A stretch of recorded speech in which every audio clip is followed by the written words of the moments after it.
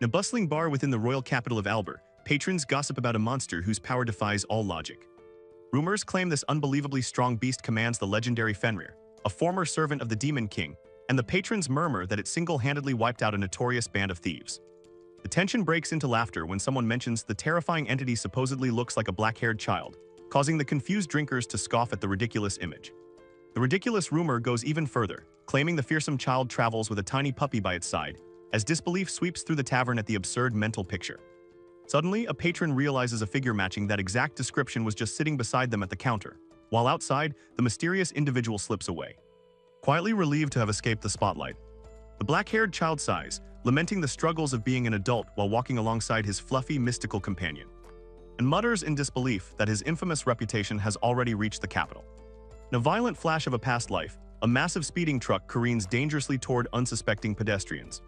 Kanzaki Yuuki, a completely ordinary 33-year-old corporate worker, is sent flying through the air, and as his consciousness fades, he morbidly reflects that he never expected to die this way. A devastated young woman weeps over Yuuki's broken body, apologizing that he sacrificed himself to save her, but despite the tragedy, Yuuki feels a strange sense of peace about his final act. As his life flashes before his eyes, he remembers helping his father raise his younger siblings after his mother's early passing, feeling immense pride knowing they have both recently achieved their own success. Hearing his siblings' past gratitude echoes in his mind, affirming that his sacrifices were truly appreciated, and though cut tragically short, Yuki embraces his demise with a smile, knowing he lived a genuinely fulfilling life. Content with his fate, Yuki boldly declares that he has absolutely no regrets, until a mysterious voice suddenly breaks the silence to congratulate him on being chosen.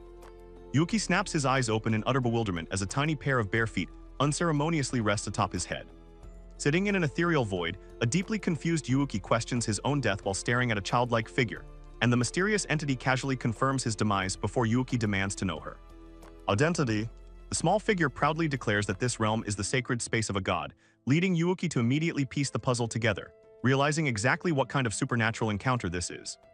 The lively goddess announces that out of countless deceased souls, Yuki has been handpicked to be reborn in a magical new world, gleefully congratulating him for his selfless act of saving another person's life. Yuki stoically accepts the absurd situation, calmly asking if he is about to experience a standard reincarnation, leaving the goddess smirking and impressed by his quick understanding of his new reality. Because he died saving a complete stranger, the goddess promises to resurrect him as a highly powerful being loaded with virtue points, but despite her generous offer, Yuki narrows his eyes, finding the entire system incredibly suspicious. Throwing her arms wide, the enthusiastic deity offers to grant him absolutely any ability he desires, translating the concept to his earthly logic while excitedly hyping up the possibilities. She enthusiastically pitches the classic fantasy dream, promising that with a cheat skill, he can become a legendary hero and easily win over women. Yuki stares back with an unimpressed deadpan expression and instantly rejects the goddess's extravagant offer, causing the deity to freeze, utterly baffled by his immediate and blunt refusal. Smiling warmly at the memory of his family, Yuki insists that living honestly and laughing with loved ones is his only desire, firmly telling the stunned goddess that he has no need for overpowered cheat abilities. Flustered by his extreme humility, the goddess argues that sending him into a new world with absolutely nothing would be fundamentally unfair, stroking her chin as she becomes determined to bless him with something practical. After a moment of thought, the goddess confidently decides to bestow upon him resilient, powerful Yuki watches in mild confusion as the goddess suddenly pivots her attention and mechanically prepares for the transfer. Extending her hand like a gun, the deity initiates a dramatic countdown as the magical coordinates and power output lock into place. Wielding a massive bazooka, she casually mentions she added a hidden language skill, but admits she cannot control his starting age or location, prompting a terrified Yuki to scream in panic, realizing he is literally being blasted into his next life. Firing the weapon, the goddess cheerfully shouts that his accumulated virtue points will unlock mystery abilities for him to discover later. Waving an energetic goodbye and wishing Kanzaki Yuki a fulfilling new life, Yuki is violently sucked into a swirling, chaotic vortex, his body twisting through the dimensional rift, but despite the turbulent ride, he clings to the hope of a normal life and wonders what his virtue points will bring. Embracing the unknown, he quietly accepts his fate and closes his eyes as the chaotic transition comes to an end. A small glowing bundle drops into a snowy landscape, and a tiny baby opens its wide, bewildered eyes.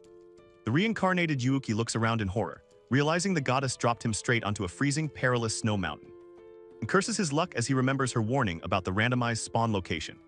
Examining his tiny infant hands, Yuki is shocked to discover that the biting cold isn't actually harming him, quickly deducing that this unnatural resilience is the strong body the goddess promised. Grateful for his enhanced physical state, the infant contemplates using his mobility to crawl toward safety and find shelter. His survival plans are instantly shattered when a menacing pack of glowing, crystalline horned wolves surrounds his tiny body.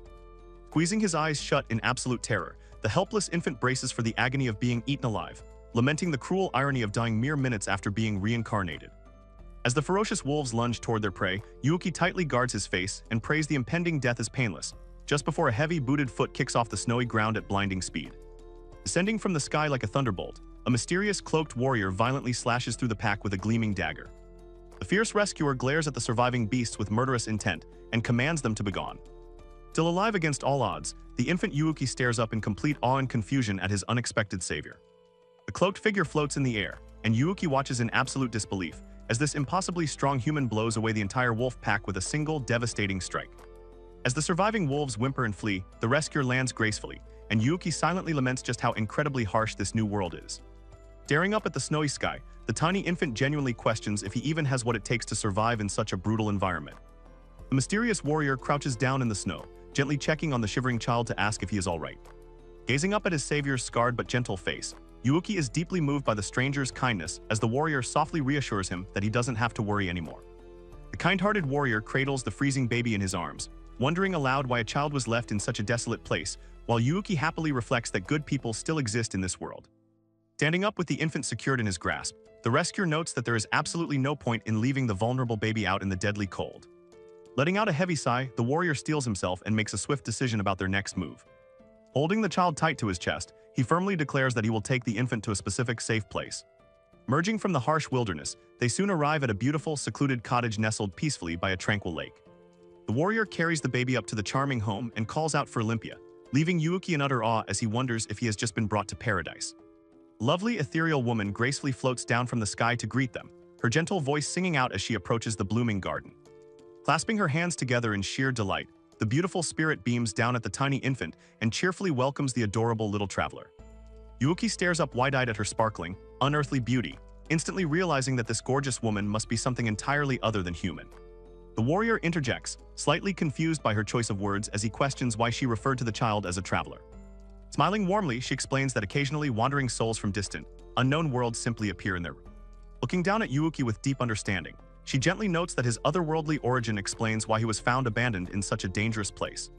Bending down with a radiant smile, she sweetly introduces herself and kindly asks the tiny boy for his name. Yuuki attempts to state his full name, but his infantile vocal cords fail him, causing the spirit to tilt her head in confusion. Frustrated by his own tiny body, Yuuki stammers and mentally curses the fact that he cannot even speak properly yet.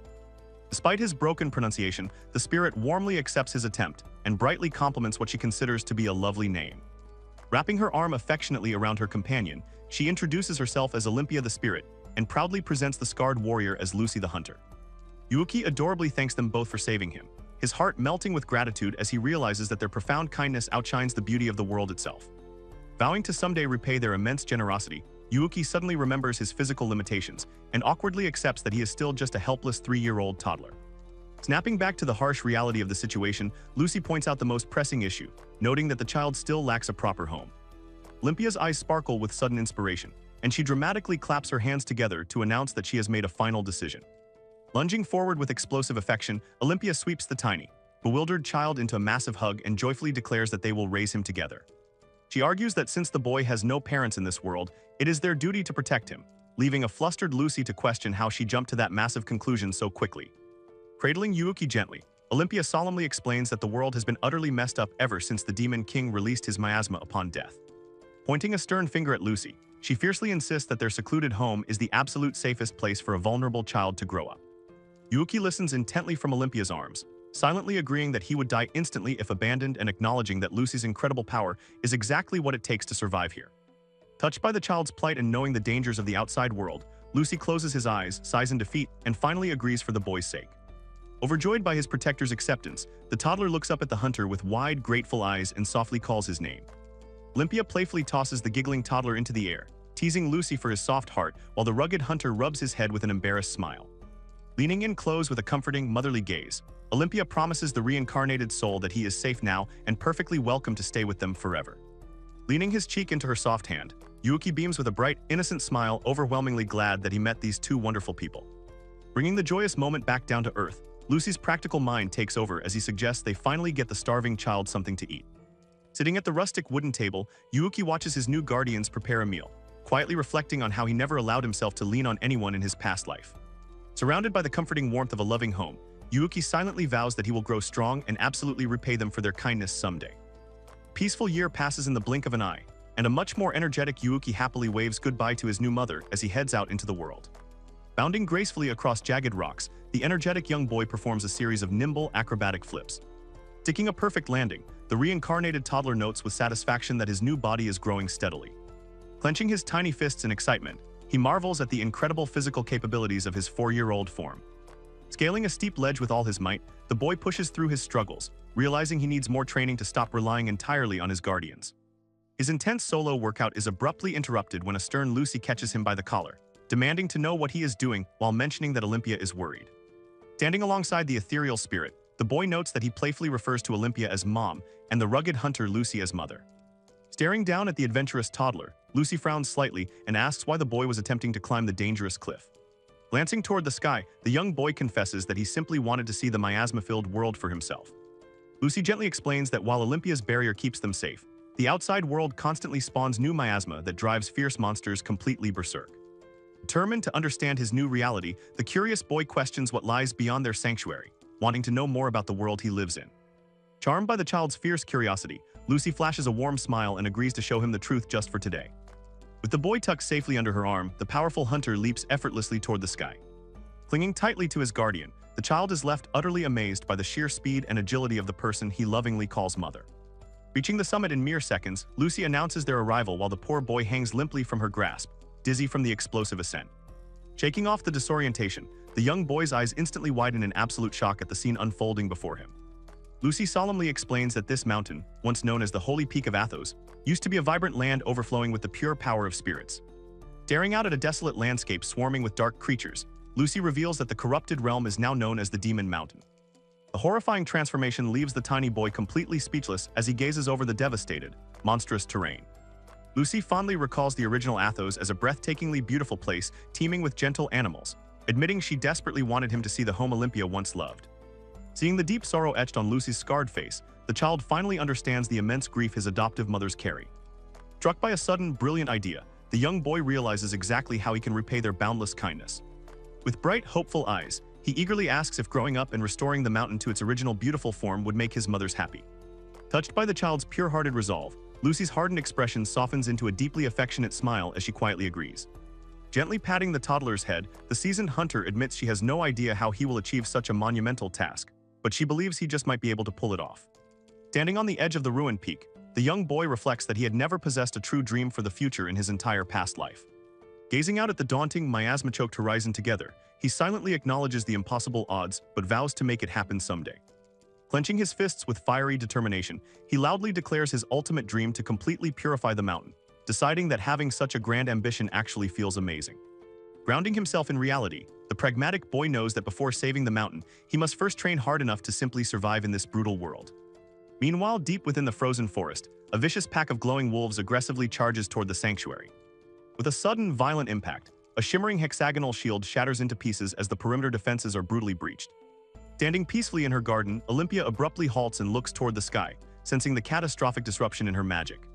As a massive, terrifying wolf throws its head back and howls, the horrified spirit realizes her protective barrier has completely fallen.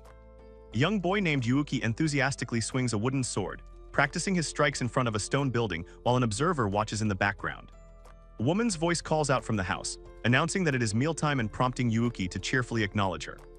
Warm bowls of hearty stew and a woven basket of fresh bread are gently placed onto the wooden dining table.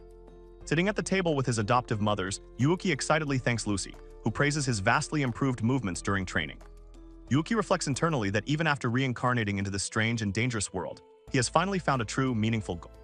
Looking affectionately at the two women who raised him, he vows to repay their kindness by cutting off the world's miasma and restoring Athos to its beautiful state. Out on the rocky terrain, Lucy explains that merely subjugating the monsters born from the miasma is only a temporary symptomatic treatment. She poses a hypothetical challenge, suggesting that defeating 10 hypernimble Shimafury pseudodrakes in a single night might actually thin out the miasma.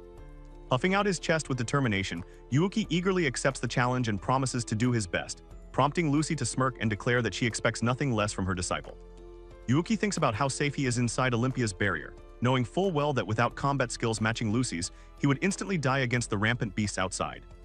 Inside the house, Olympia tearfully scolds Lucy for being way too strict with the young boy, while Yuuki proudly notes that he trains under his master every single day. Floating in midair, a frustrated Olympia reminds the seasoned hunter that Yuuki is still just a little kid who got a nasty scrape on his leg yesterday. Unbothered by the fuss, Yuuki smiles brightly and reassures his mothers that the painful scrape has already completely healed. Lucy and Olympia stare in stunned silence at the boy's flawless skin, entirely surprised by his incredibly fast recovery. Flexing his small arms, Yuuki happily attributes his instant healing to a potential perk granted by the goddess who reincarnated him. Flashing a reassuring, innocent smile, he warmly tells Olympia not to worry about his safety anymore. Still looking deeply concerned, Olympia sighs and admits that a dangerous pack of ice wolves has settled nearby, making her anxious about him wandering too close to the barrier's edge. Lucy crosses her arms with a grim expression, noting that if the surrounding miasma thickens, the barrier's overall effectiveness will severely weaken. Cracking her knuckles with a fierce glint in her eye, Lucy stands up from the table and announces she is going out to make a perimeter circuit. Olympia clasps her hands together and earnestly begs Lucy to be careful, trusting the highly skilled hunter to protect their secluded home. With eyes sparkling full of curiosity, little Yuuki eagerly asks his master if he can tag along on the dangerous patrol. Lucy immediately and firmly rejects his request, bluntly stating that actual combat against ice wolves is still way too advanced for him. Patting his head to soften the blow, Olympia gently reminds a disappointed Yuuki to stick to his usual routine of subduing weak beasts inside the barrier and gathering herbs. Yuuki reluctantly agrees to stay behind, listening carefully as Lucy strictly forbids him from stepping outside the protective ward. He mentally reviews what he knows, recalling that Olympia's barrier is clad in a strong holy aura that naturally repels powerful beings. However, he also remembers learning that beasts heavily saturated with overwhelmingly strong miasma can occasionally breach the defenses. Yuuki deduces that since humans possess a slight holy aura of their own, standard humans and regular animals cannot pass through the barrier either. Jogging through the rocky terrain within the safe zone, he effortlessly dispatches a weak monster while acknowledging his total ignorance regarding the true strength of outside beasts. Leaving the defeated creature behind, Yuuki sprints toward the perimeter, mentally apologizing to his master for blatantly disobeying her strict orders. Unable to suppress his burning desire to learn, the young boy justifies his risky excursion by blaming his overflowing, childlike curiosity. Suddenly, he freezes in sheer terror and gasps his master's name as he witnesses a horrific sight just beyond the barrier's edge. Yuuki's eyes widen into huge, trembling saucers as a cold sweat breaks out across his pale, panicked face. Standing majestically in the snowy wasteland is a massive multi-eyed ice wolf, prompting Lucy to sharply sense its highly dangerous presence. The colossal beast stares menacingly through the falling snow, and a terrified Yuuki stammers that it looks like an ice wolf but is far too large. Crouching in the brush, Yuuki nervously wonders if this monstrous creature is the exact anomaly causing the barrier's recent weakening. Lucy steps fearlessly into the beast's path with her dagger drawn, fiercely commanding the dangerous creatures to begone from her territory. Watching from a safe distance, Yuuki suddenly notices a bizarre, chilling detail about the tense confrontation. As Lucy gracefully dodges a sweeping attack from the smaller wolves, she locks her intense gaze onto the massive alpha towering above the rest. Colossal Clawpaw slams violently into the snowy earth, instantly cracking the very ground beneath its immense, terrifying weight. The gigantic ice wolf rears back and unleashes a ferocious, blood-curdling roar as it lunges aggressively toward the lone hunter. Lucy bows her head, her face marked with a somber, determined expression. Surging forward with blinding speed, Lucy fiercely slashes her dagger across the massive ice wolf's chest. Watching the intense battle unfold, a terrified Yuuki falls back and lets out a quiet gasp of shock. Holding her ground, Lucy confidently tells the giant beast that it has no reason to fight anymore since its master, the Demon King, is gone. Lowering her weapon slightly, the fierce hunter firmly commands the creature to turn around and go home quietly. Trembling in the background, Yuuki realizes just how terrifying the outside world is now that he knows this monster was merely the Demon King's pet. Despite his fear, the young boy senses something tragic about the situation and hesitates, feeling a sudden pang of sympathy. The massive ice wolf stands alone in the desolate wasteland, its aggressive posture giving way to a profound, heartbreaking loneliness. Gathering his courage, Yuuki steps out from his hiding spot and softly calls out to the giant beast. Leaning forward with genuine concern, the brave toddler asks the fearsome monster if it is all by itself. Approaching the resting wolf, Yuuki kindly offers it a handful of food in a bamboo flask, asking if it wants some water. The giant beast stares suspiciously at the offering, prompting Yuuki to nervously smile and assure the creature that there is absolutely no poison in it. The wolf's eyes widen in surprise before it gently takes the food, leaving Yuuki relieved that the monster actually accepted his peace offering. The previously intimidating alpha wolf happily chomps down on the meal, eating right out of the tiny boy's open palm. Watching the creature regain its strength by the second, Yuuki happily attributes its rapid recovery to the fresh food and water. As the wolf playfully licks its chops, Yuuki smiles and remarks that the terrifying beast surprisingly feels quite human. Reaching out to gently stroke the creature's soft fur, Yuuki cheerfully expresses how glad he is to see the wolf feeling better. Feeling a strange connection, Yuuki tells the beast that it feels different from the others, reminding him of a stray dog he once failed to rescue. A vivid memory surfaces of his past life, showing a younger Yuuki standing in the pouring rain while a helpless puppy barks from a soggy cardboard box. Remembering the deep regret of walking away because his household couldn't keep a pet, Yuuki feels the familiar sting of guilt. The memory fades with the image of him walking away under an umbrella, having only hoped that a kind stranger would pick the puppy up. Staring at the giant wolf, Yuuki softly admits that he had already picked out a name for that stray dog just in case he could have kept it. The giant ice wolf suddenly perks its ears and stares intently at the boy, fully captivated by his heartfelt story. Clasping his tiny hands together in a burst of excitement, Yuuki confidently decides on the perfect name for his new companion.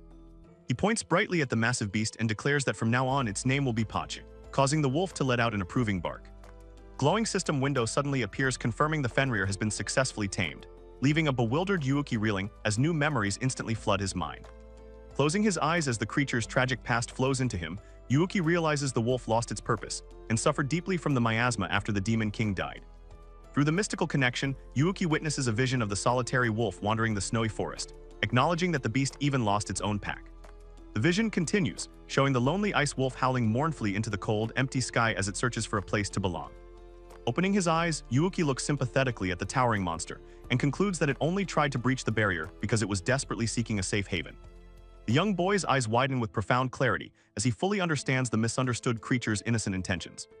Yuuki smiles softly, realizing that despite its terrifying appearance, the monster simply wanted to run free and peacefully through the forest. In a beautiful display of trust, the tiny boy leans forward and presses his forehead gently against the giant wolf's cold snout. Cradling the beast's face, Yuuki promises his new companion that they will work together to completely restore the mountain to its beautiful, natural form. Pulling back slightly, Yuuki's determined expression shifts into sudden panic as he remembers the most pressing, immediate problem he must deal with. The tiny toddler stands awkwardly in front of the colossal, multi-eyed monster, painfully aware of the absurd size difference between them. Sweating nervously, Yuuki mutters that the creature is way too blatantly beastly, terrified that Master Lucy will instantly kill it if she sees them together. In a magical puff of smoke, the giant beast suddenly shrinks down with a cheerful bark, while Yuuki shields his eyes from the blinding flash. Yuuki stares in absolute disbelief at the now puppy-sized creature, excitedly shouting and asking if this tiny fluffball is actually the massive Pachi. The miniature Pachi playfully tackles Yuuki to the ground, eagerly licking his face while the laughing toddler happily calls his new pet incredibly cute. With a confident smirk, Yuuki commands the tiny Fenrir pup to sit, and the obedient creature instantly plops down with a soft bark. Seeing the fearsome monster act like a well-trained pet, Yuuki realizes that keeping the beast hidden might actually be possible. Bursting with excitement, the young boy sprints back toward the safety of the cottage to enthusiastically call for his adoptive mothers. Olympia warmly welcomes him back, while a highly confused Lucy stares at the tiny, fluffy companion and demands to know what is up with the little mutt. Sensing the hunter's intense scrutiny, the miniature Fenrir glares back and unleashes a surprisingly fierce growl to defend its new master. Sweating nervously, Yuuki quickly steps in to defuse the rising tension, desperately assuring his master that the tiny creature is completely harmless. Looking up with big, pleading eyes, the boy begs to keep the mysterious pup, firmly promising that he will take excellent care of his new friend. Lucy narrows her scarred eyes at the suspicious creature, crossing her arms as she mutters that taming such a beast might be incredibly difficult. A gentle smile crosses Olympia's face as she softly reassures the skeptical hunter that the magical creature will be perfectly fine as long as Yuuki is by its side. Flooded with immense relief, Yuuki beams down at the happily barking pup and whispers that he somehow managed to pull off the impossible disguise. The heartwarming moment is abruptly cut short when Lucy's sharp, authoritative voice suddenly calls out his name. Glaring down with terrifying intensity, the strict hunter corners the trembling boy and demands to know if he deliberately disobeyed her orders to stay inside the barrier. Hanging his head in absolute shame, the terrified toddler shrinks under her fierce gaze and quietly apologizes for his dangerous stunt. Instead of punishing him, Lucy issues a rigorous new mandate, declaring that from now on he will undergo proper combat training alongside his new canine companion. Eagerly accepting the grueling challenge, Yuuki salutes his master alongside the barking pup, kicking off a relentless cycle of daily, intense training. Time passes, and an older, fiercely determined Yuuki steps before his adoptive mothers to make a sudden, monumental announcement. Standing tall with his loyal Fenrir by his side, the young boy confidently declares his ultimate intention to leave the safety of the mountain and venture into the dangerous world. Approaching a waiting carriage, a fully equipped Yuuki politely asks the driver if the transport is heading to Toonai. The rugged driver confirms the destination but narrows his eyes, suspiciously asking the small kid if he is traveling all alone. With Pacha cheerfully barking at his side, Yuuki confirms it is just the two of them and eagerly asks for a ride. Figuring a paying fare is a fare regardless of age or species, the driver tells them to hop in as Yuuki raises his arms in celebration. The carriage's beast of burden glares back with a bored, heavily unamused expression. From the ground, Pacha locks eyes with the large beast and initiates an intense, silent staring contest. The pack animal instantly flinches in fear from the tiny Fenrir's aura, prompting a flustered Yuuki to quickly scold his pup and call him back. Finally settled into his seat next to his oversized backpack, the young adventurer leans back with a heavy sigh of relief while Pacha faithfully guards his side. Staring out into the horizon, Yuuki quietly reflects on the surreal fact that his grand journey is finally beginning. Gripping a small photograph of himself, the young traveler steels his resolve and promises to do his absolute best. In a flashback to a few days earlier, a determined Yuuki stands outside the cottage and boldly announces that he wants to leave the mountain. The sudden declaration completely blindsides his mothers, causing Lucy to drop her polishing cloth and Olympia to spill her watering can in sheer shock. Trembling with panic, a deeply unsettled Olympia stammers and questions if her beloved child truly wants to abandon their home. Recovering from her initial surprise, a stern Lucy narrows her eyes and remarks that his decision is awfully sudden. As heavy rain pours down outside the cottage, Lucy stares thoughtfully out the window while a tense silence fills the room. Desperately trying to change his mind, Olympia pleads with Yuuki to wait until he is older, reminding him that he is still just a small child. Standing firm alongside Pacha, Yuuki confidently counters that their rigorous training has paid off and he can now easily defeat Shimafury pseudodrakes. He gently explains that while their magically protected home is wonderful, the outside world is ravaged by miasma and completely different. Olympia listens with a pained, worried expression, struggling to accept the harsh reality of her son's words. Sensing her rising distress, Yuuki quickly clarifies that he is not leaving because he wants to part ways with his beloved mothers. Flashing a warm, reassuring smile, he firmly declares that it is the exact opposite and that he loves them both dearly. Stepping closer, the young boy passionately explains that he wants to learn about the world faster so he can find a way to completely eliminate the deadly miasma. Touched by his noble intentions, Olympia clutches her chest but still hesitates, her maternal instincts fighting against his dangerous ambition. Lucy closes her eyes and silently listens, deeply understanding the unyielding resolve burning within her disciple's heart.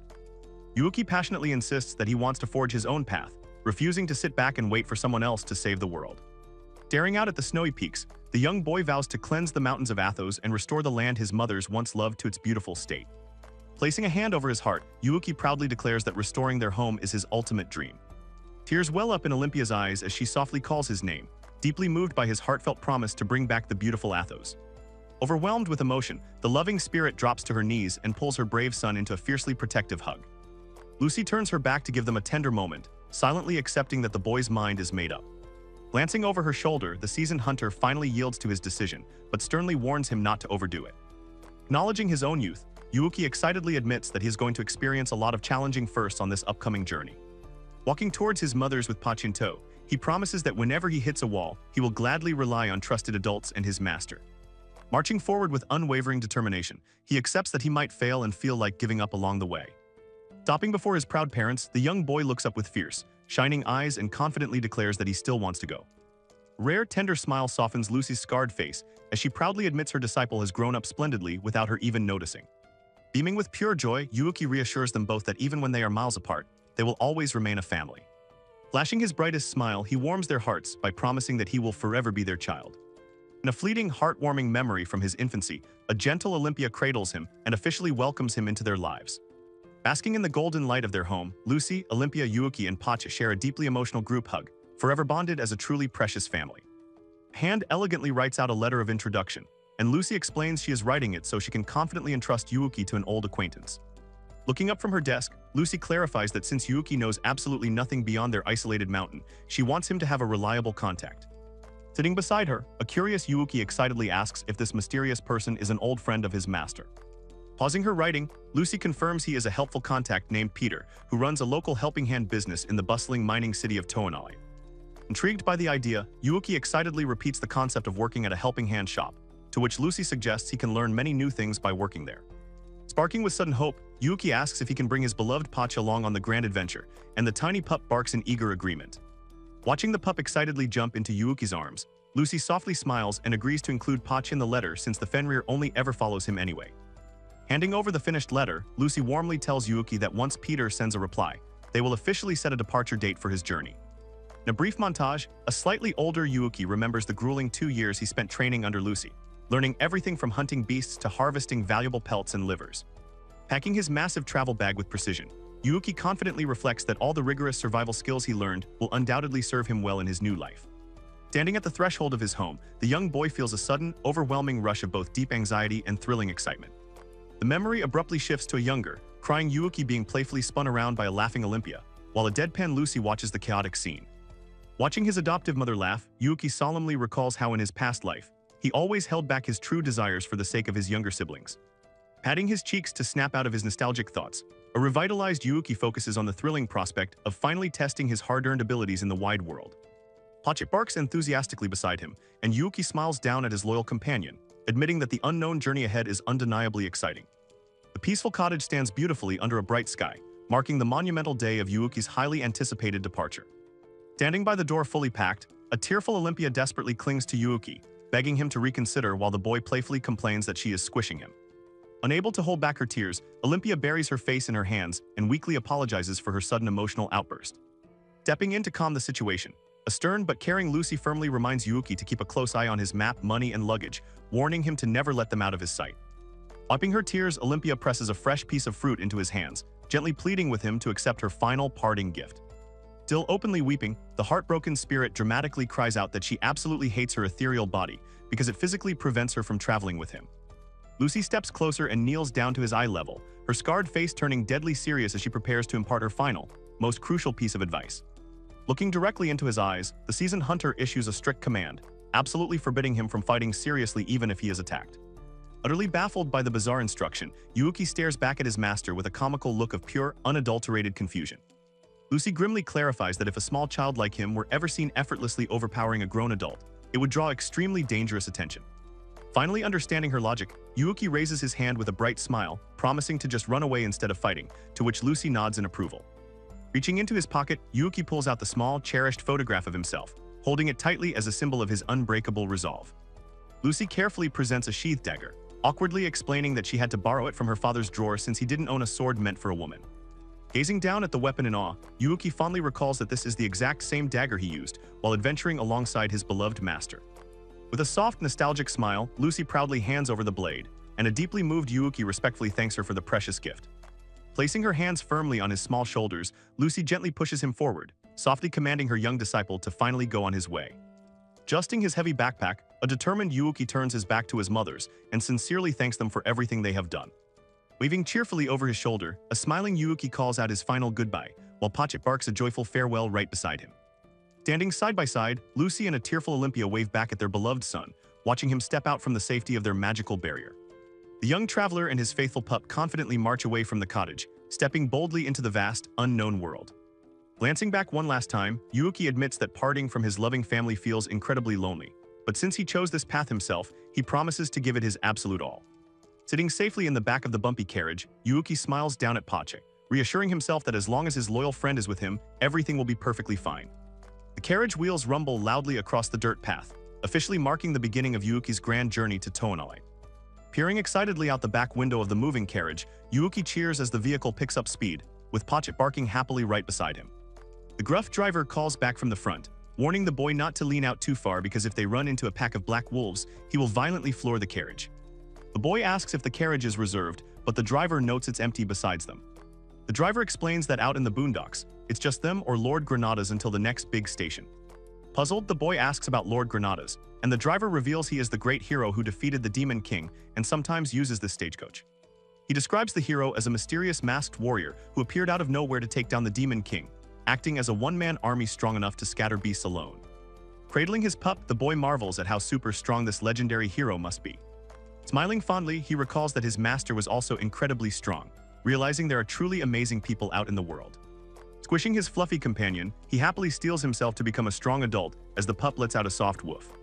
Staring out at the road ahead, the boy brims with excitement over what kind of encounters lie waiting for him. He excitedly points out the window at the glowing lights of a massive, magical city approaching in the distance. The carriage suddenly fills up with a densely packed group of rugged, muscular travelers. The boy and his pup sleep peacefully, completely unfazed while tightly squeezed between the imposing adults. The stagecoach rolls into Toonalite, surrounded by the bustling sounds of a lively city. The driver gently wakes the boy, announcing their arrival as the pup barks eagerly. Rubbing his sleepy eyes, the boy yawns out a good morning while his puppy licks his face. When asked how the ride was, he cheerfully replies that sleeping the whole way made it pretty comfortable. The driver expresses relief, noting that strangely even the black wolf pack didn't show up, and jokes that he wishes the boy would ride with them forever. Puffing his chest out proudly, the boy smiles as his pup barks in agreement with the driver's praise. Hopping off the carriage with his massive backpack, the boy's eyes widen with awe at his surroundings. Throwing his arms open, he marvels at the sheer scale of the big city and its busy marketplace. He stands frozen amidst the bustling crowd and towering stalls, looking entirely overwhelmed. Several glamorous women notice him, cooing over how cute he looks like a little walking bag. One of the beautiful older women leans in and playfully asks if he wants to play with his big sis, causing him to flinch. Shouting that he shouldn't go with strangers, the boy dramatically sprints away down the cobblestone street. Crouching in a quiet alley, he nervously checks his documents to find the meeting place for Mr. Peter. After digging into the darkness of his giant pack, he victoriously pulls out the map. Realizing he is completely lost, he mutters to his pup Mighty that this situation is really bad before suddenly spotting a sign for the Good Kids Hall. He curiously asks someone who they are as a surprised gasp escapes his lips. He screams in utter shock upon discovering an elegantly dressed young girl, collapsed unconscious on the stone path. The quiet cobblestone alleyway remains undisturbed in the heart of the bustling city. Yuuki shrieks in absolute shock as he stumbles upon two grown men looming suspiciously over the unconscious girl. The bald man snaps his head toward the noise, angrily recognizing the intruder. He points accusingly, identifying Yuuki and his pup as the annoying passengers from their stagecoach ride. Realizing these are the shady figures his puppy was wary of, Yuuki cautiously asks what they are doing. As Yuuki glares suspiciously, the bald man yells at his partner for being scared, while the partner desperately explains he was just trying to stop a robbery. Insulted by the accusation, the bald man asks if they really look like muggers, completely ignoring Yuuki as he checks the girl and sighs in relief that she is breathing. Losing his temper, the thug declares that a single hit will easily shut the mouthy brat up. The massive man winds up and throws a vicious full-force punch straight at the tiny boy. The brute freezes in pure confusion, completely baffled when his powerful strike entirely misses its mark.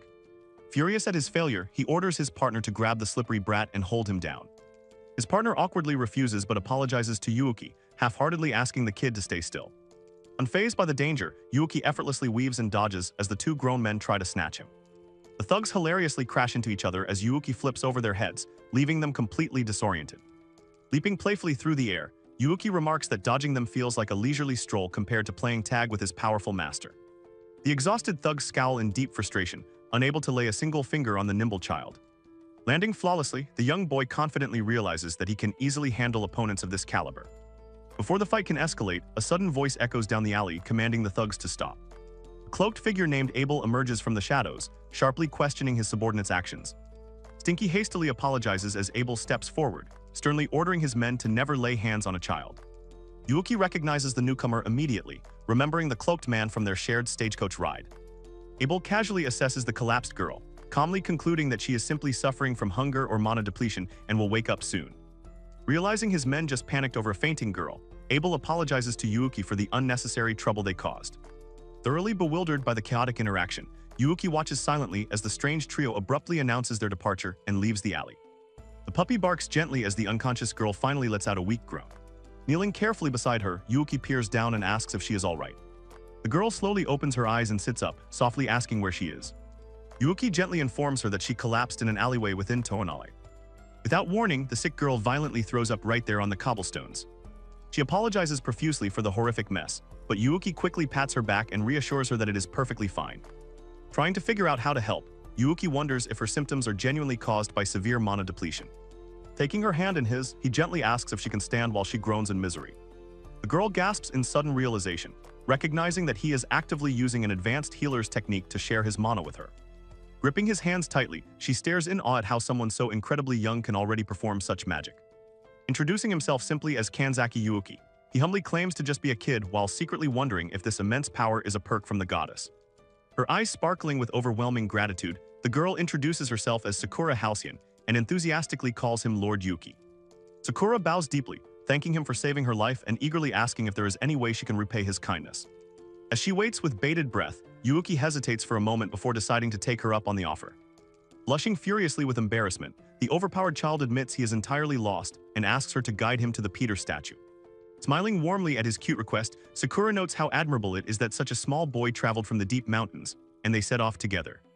Walking through the city, Sakura sulks about being a useless piece of trash compared to Yuuki. She explains that Toonalite used to be a completely barren wasteland where not even grass would grow. However, she notes that Sir Peter from Hero Granada's party changed everything by discovering massive underground deposits of a precious mineral. Pointing to a glowing crystal, she explains that Avanium is a spirit stone formed from the accumulated power of ancient spirits. Praising Sir Peter as a great legend, she notes his discovery provided a vital new energy source after the spirit's power weakened. Suddenly glowing with holy light, Sakura dramatically throws her arms open and begins preaching to the nearby townsfolk. As a crowd gathers and starts tossing coins, Yuuki hilariously points out that this isn't supposed to be a spectacle. Returning to normal, Sakura gestures ahead and reiterates that Toonalite was built by the amazing Sir Peter. The pair looks up in awe at a grand, impressive statue dedicated to the famous hero. Yuuki freezes in absolute bewilderment, realizing an ordinary-looking uncle standing right beside them looks exactly like the statue. The cheerful man simply smiles and waves casually at the stunned child. Approaching warmly, the man extends a hand and guesses that he must be Lord Yuuki. Sakura stammers in pure shock as she finally recognizes the man, while Yuuki stares in absolute confusion. Snapping out of her daze, Sakura screams in disbelief, demanding to know why Sir Peter himself is casually hanging out in the street. Laughing it off, Peter explains he heard about Yuuki from Lady Lucy and warmly welcomes him to the city. Looking around at the oblivious crowd, Yuuki wonders if the famous man is actively hiding his presence. Gazing up at the legendary hero, the young boy marvels at how incredible the adults in this world truly are. Peter turns his attention to the flustered girl, prompting her to nervously introduce herself as Sakura Halcyon. Without warning, the hero smoothly scoops the stunned girl up into his arm, politely excusing himself. He effortlessly lifts Yuuki into his other arm, carrying both children with ridiculous ease. Completely ignoring Sakura's panicked confusion, Peter cheerfully invites her to stop by his home as well. Smiling gently, he decides he should at least serve tea to the kind benefactor who safely guided Lord Yuuki. Hanging from the man's arm, the little boy silently marvels at how incredibly smooth and capable the older hero is. Carrying the two kids, Peter walks casually through the bustling cobblestone streets without drawing any attention. Approaching a building, Yuuki is thrilled to realize his hidden goddess perk lets him perfectly read the sign for Peter's helping hand shop. Pushing the wooden door open, the smiling man warmly invites his guests inside.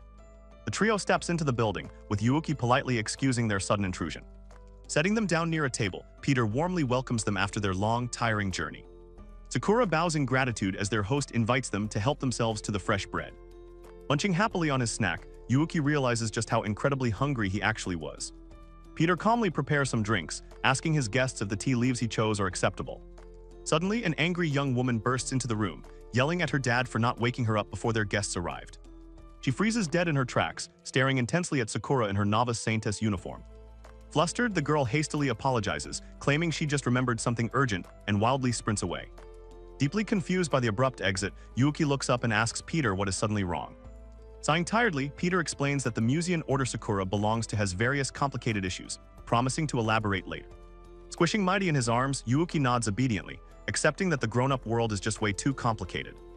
Clapping his hands together, Peter cheerfully shifts the mood to move the conversation forward. He officially introduces his energetic daughter Akino, who smiles brightly and greets them.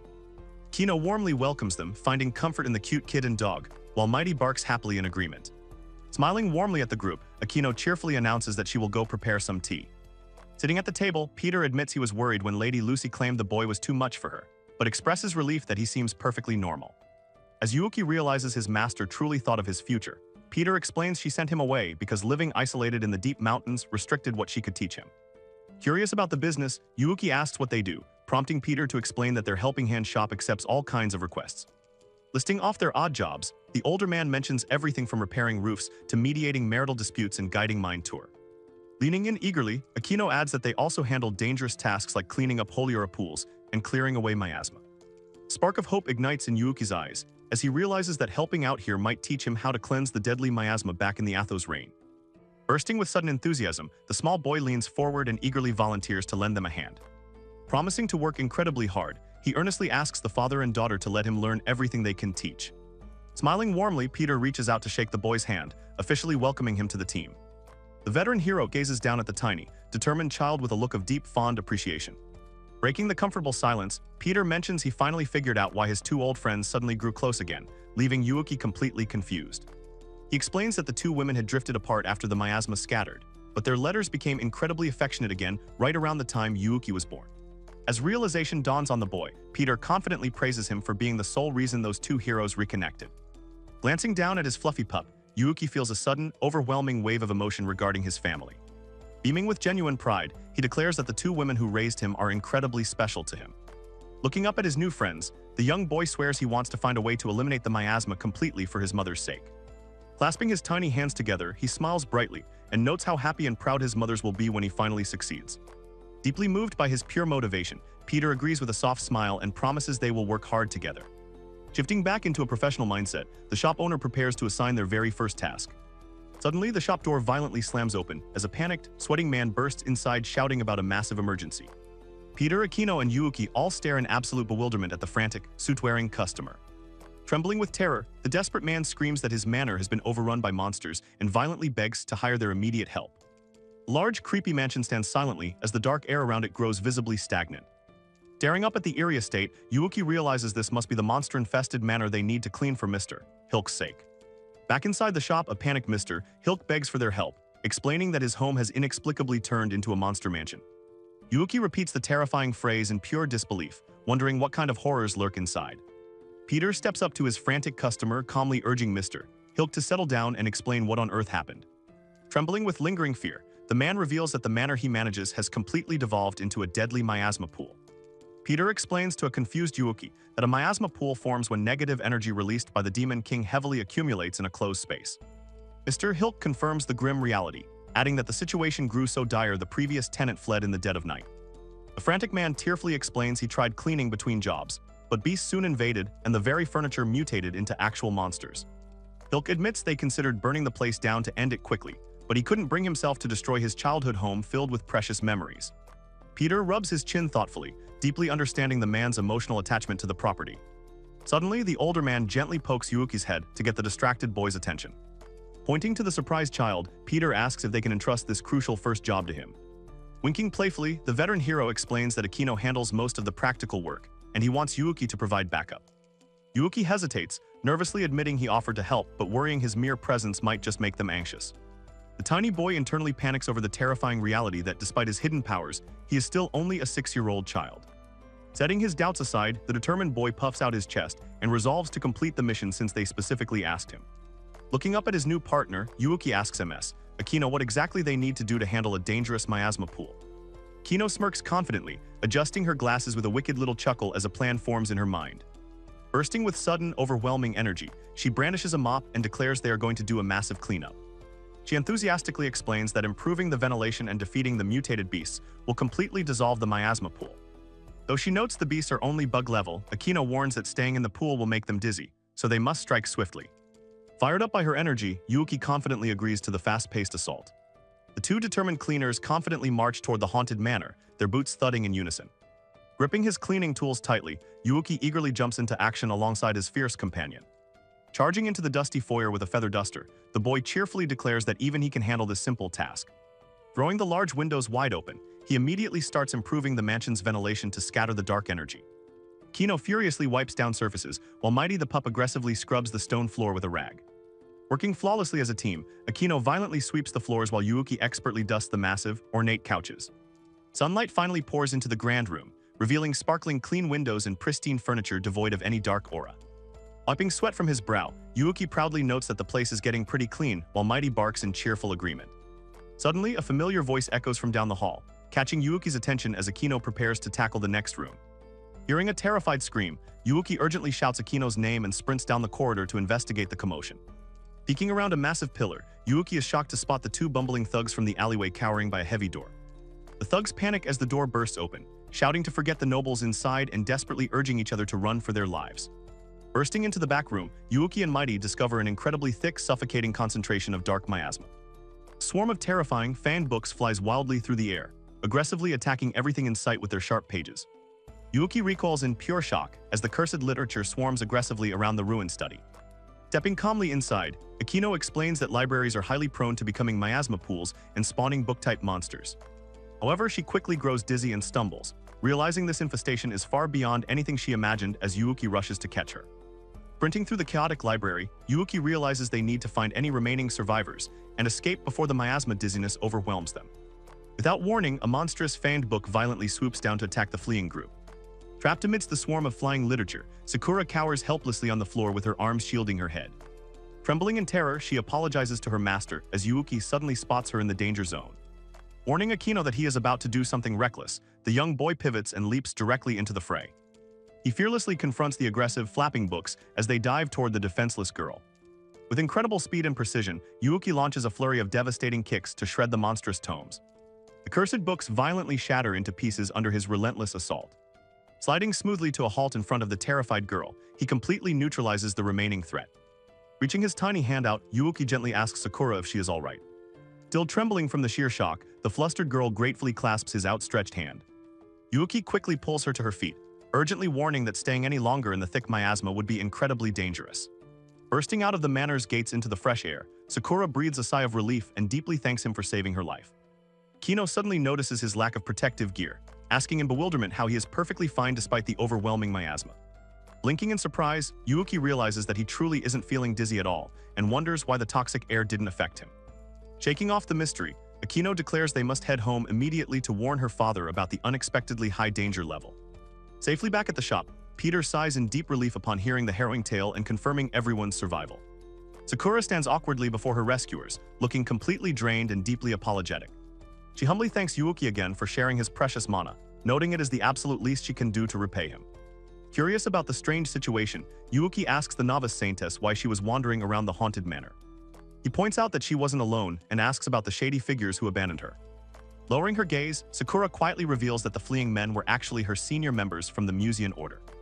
She explains they went there to capture monsters, and she acted as living bait because her exceptionally strong mana attracts beasts. Yuuki stares in absolute bewilderment, struggling to comprehend why a healer would be used as monster bait. Flashing a tragic self-deprecating smile, the girl claims she is glad everyone escaped because even a piece of trash like her has uses. Peter and the children recoil in absolute shock at her heartbreakingly low self. Stepping in, Peter explains that trainees face intense pressure because becoming a true saintess requires paying an enormous tribute to the order. He grimly adds that capturing monsters is a desperate attempt to raise funds, as the beasts fetch a high price on the black market. Clutching her robes tightly, Sakura admits she knows it is a twisted practice, but feels she has no other options left. She softly explains that she was born the seventh daughter of a severely impoverished minor noble house. Desperate to ease her family's financial burden, she entered the order hoping to utilize her single talent of abundant mana. She dreamed of becoming a saintess to heal the sick and purify deadly miasma, believing she could overcome her natural clumsiness. Tears welling in her eyes, she confesses that she truly just wanted to be useful to the people around her. However, she tragically failed to meet the impossible tribute quotas and entirely drained the parting funds her parents gave her. Yuuki gazes up at the broken girl, his eyes filled with profound empathy and quiet anger at her exploitation. Staring into the distance, Sakura reveals the dark rumor that those who fail to pay remain trapped as lowly trainees for life. She notes that the townsfolk whisper terrible things about the order's endless cycle of debt and servitude. Unable to hide his sympathy, Yuuki softly calls out her name. Clasping her hands in a desperate prayer, the weeping girl expresses pure gratitude that he showed kindness to someone as worthless as dust. Tears finally spilling over, Sakura smiles brightly and declares she is truly happy that Lord Yuuki saved her. Gripping her arm tightly, Yuuki violently pulls Sakura forward to stop her from spiraling into despair. Glaring with intense determination, the young boy fiercely declares that she is not useless at all. Staring earnestly into her tearful eyes, he insists that she is genuinely a very kind person. He reminds her that when he first arrived in the confusing city, she faithfully stayed by his side the entire time. Squeezing her hand, he gently points out that she bravely acted as bait at the manor to buy precious time for her seniors. Throwing his tiny arms wide open, Yuuki beams and praises her selfless willingness to act for others as absolutely wonderful. Overwhelmed by his pure, unfiltered sincerity, Sakura stares back at him with wide, starry eyes. Peter steps forward with a gentle smile, advising the young girl to stop judging herself so harshly. Glancing down with a sad, empathetic smile, Yuuki softly admits that he completely understands exactly how she feels. Reflecting on his past, he warns her how dangerously easy it is to slip into a mindset of worthlessness, before reaffirming that she is a truly good person. Tears of profound relief streaming down her flushed cheeks, Sakura pulls the small boy into a tight, emotional hug and deeply thanks him. Watching the incredibly touching scene, Peter rubs his chin thoughtfully as he wonders how he can further help the struggling trainee. A sudden spark of brilliant inspiration visibly strikes the seasoned hero. Yuuki excitedly turns to Peter, suggesting they hire Sakura to help clean the infested manor so she can finally regain her lost confidence. The young boy gazes up at the tall man expectantly, his eyes burning with a fierce desire to uplift his new friend. Peter agrees without hesitation, noting that Sakura's massive mana reserves will guarantee they complete the dangerous request safely. Smiling brightly at the stunned girl, Peter officially offers to pay her a proper reward if she helps Yuuki and Akino clean the estate. Startled by the generous offer, Sakura momentarily doubts her worth before desperately begging them to let her join the mission.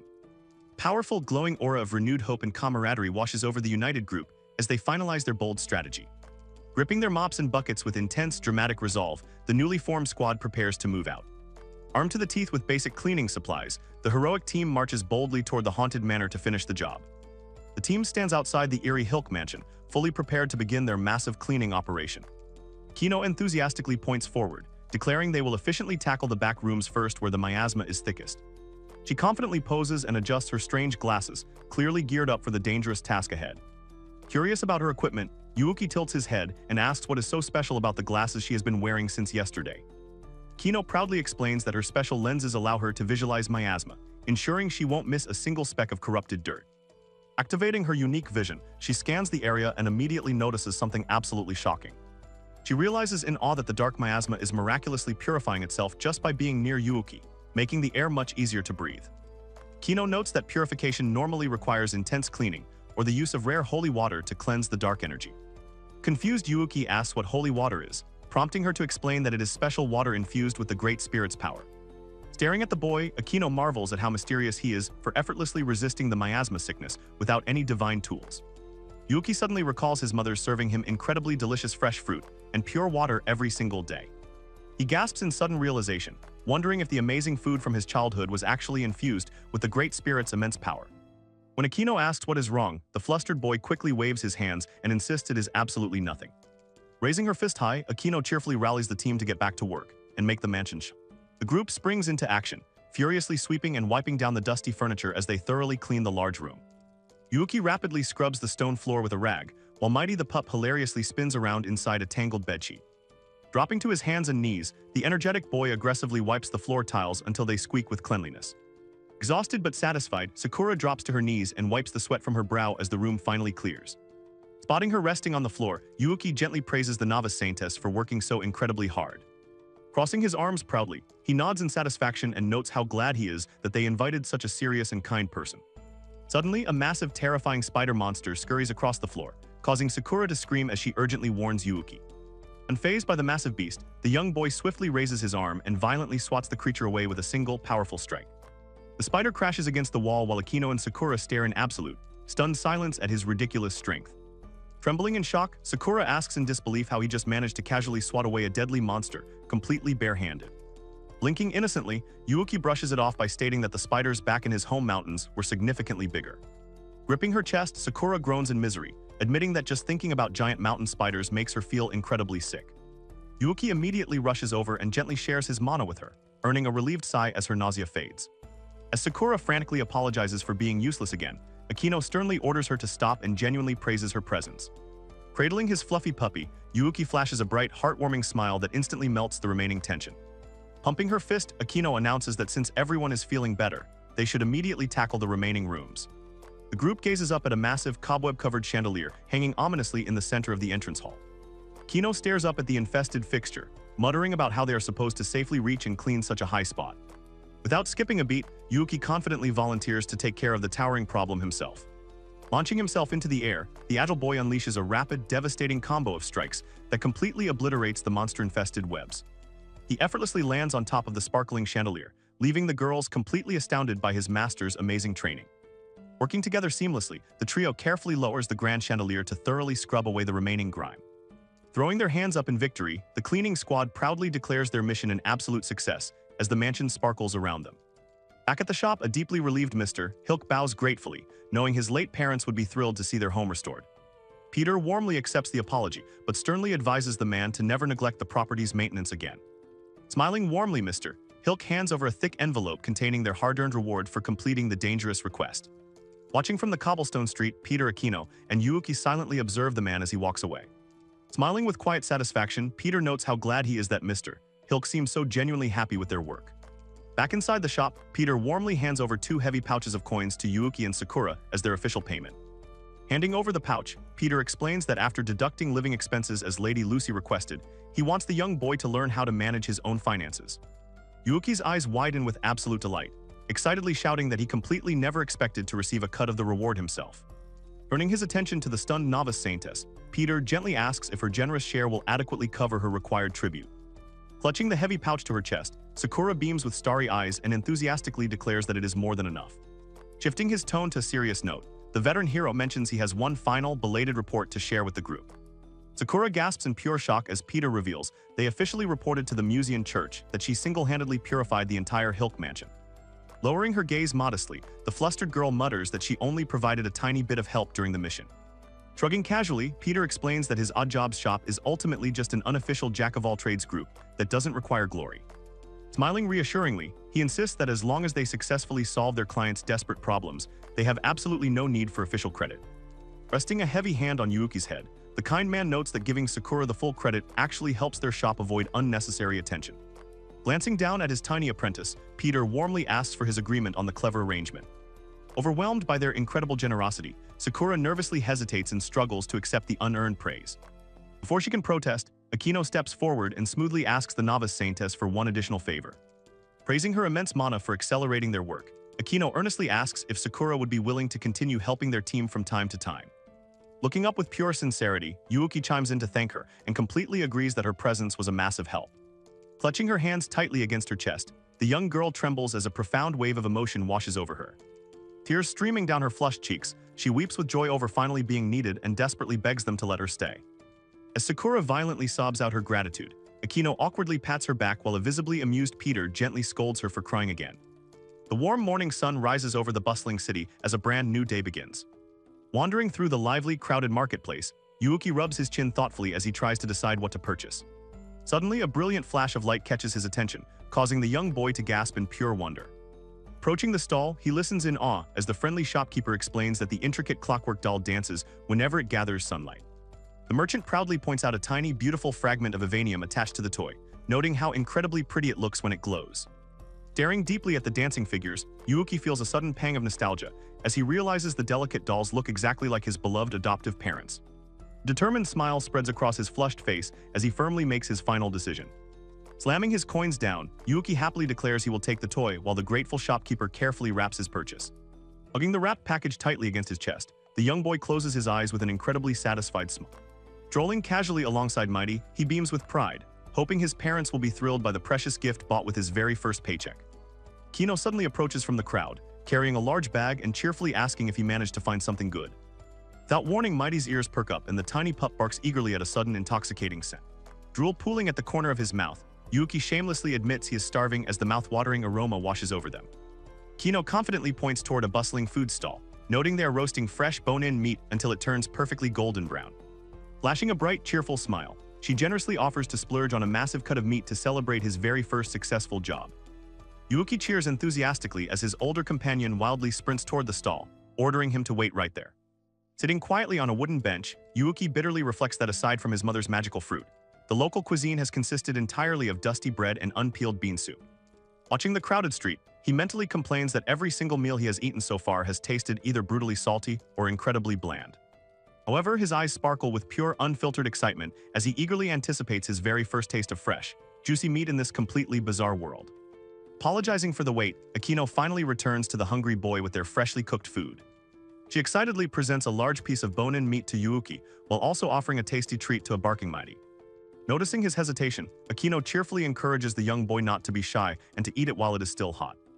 Taking a massive bite, Yuuki's eyes widen in sheer delight as the incredible flavor bursts in his mouth. Despite realizing the portion is smaller than he expected, he happily savors the delicious meal. Kino explains that fresh meat is incredibly hard to acquire, because the toxic miasma makes raising animals and crops severely difficult. She notes that any area outside of Windy Land quickly devolves into a deadly miasma pool, leaving Yuuki in absolute shock. Flashing a bright smile, she promises they can go buy plenty more meat once the miasma is finally cleared.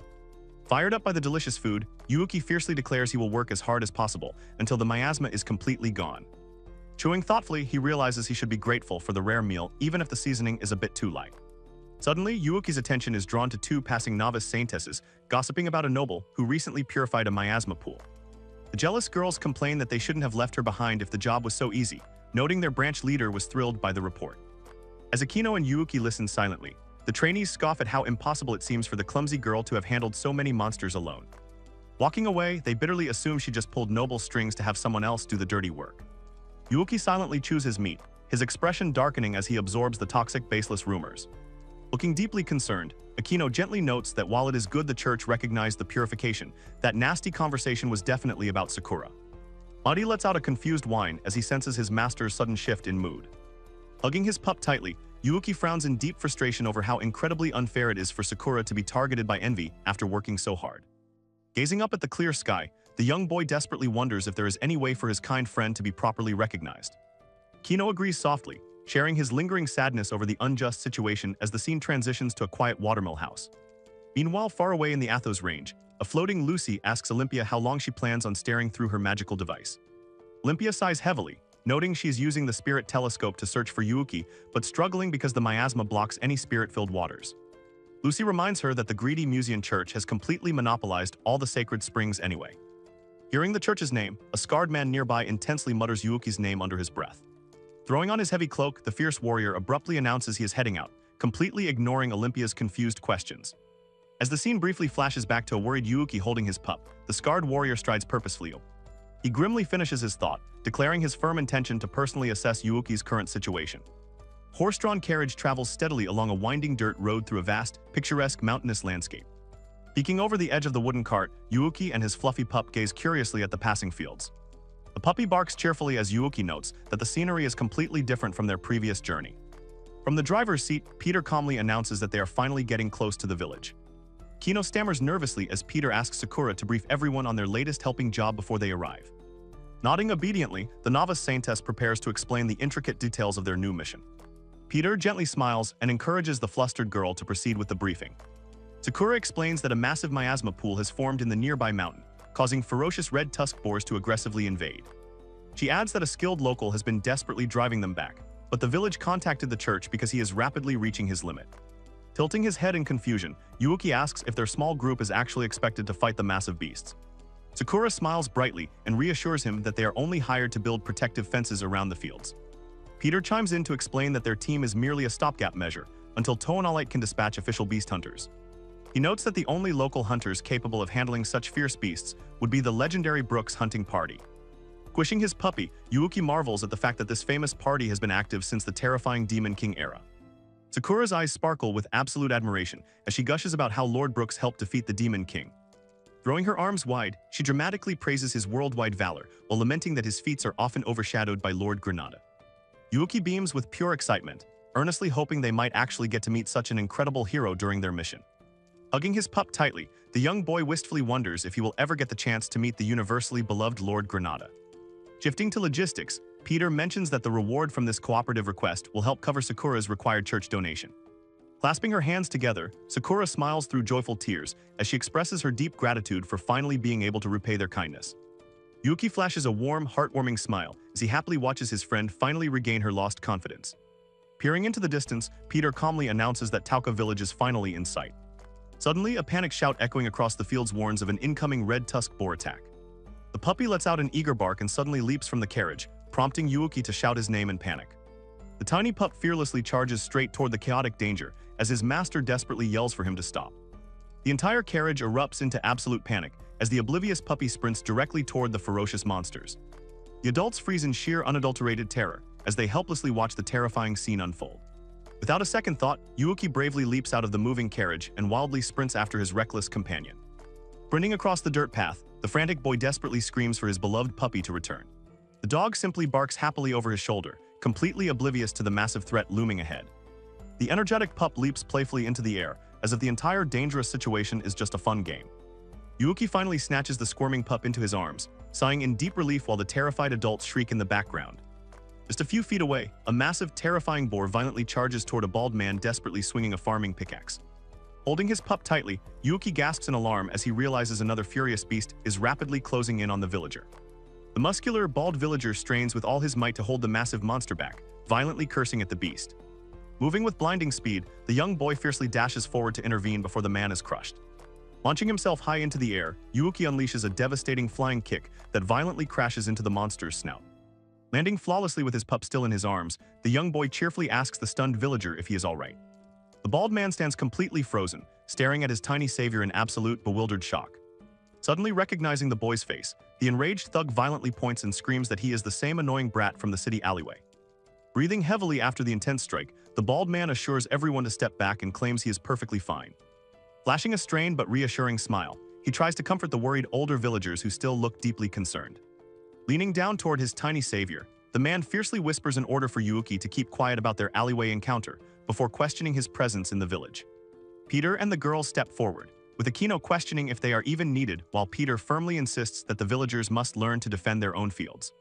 The bald man's jaw drops as he realizes this mismatched group of a kid, women, and an old man are the official hunters dispatched to save them. An older villager gently chides the bald man, named Mai, reminding him to be grateful since the group traveled all this way to help. Crossing his muscular arms with a gruff huff, Mai listens as the villager praises him for single-handedly driving off the ferocious beasts until now. Mai scoffs proudly, claiming they are lucky he returned to the sticks after getting fired from his job in Toonali. The old man raises a skeptical eyebrow, bluntly asking if his supposed job in the big city was actually just highway robbery.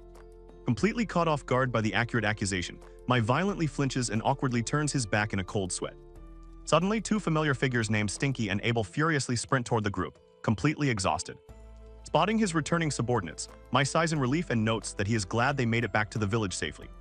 Abel lowers his hood with a deeply apologetic gaze, prompting Mai to stare back in grim understanding. Losing his temper, Mai shouts that his subordinates shouldn't have acted on their own, while lamenting that they are all effectively fired. The older villagers murmur in confusion about the strange men, wondering if they are Mai's friends or simply ex-coworkers. Mai freezes in utter terror as he realizes the villagers are rapidly piecing together his shameful criminal activities. Watching the chaotic drama unfold, Yuuki internally groans that the situation is quickly becoming incredibly messy. Squishing his fluffy puppy, the young boy nervously hopes that Peter will step in to control the escalating tension.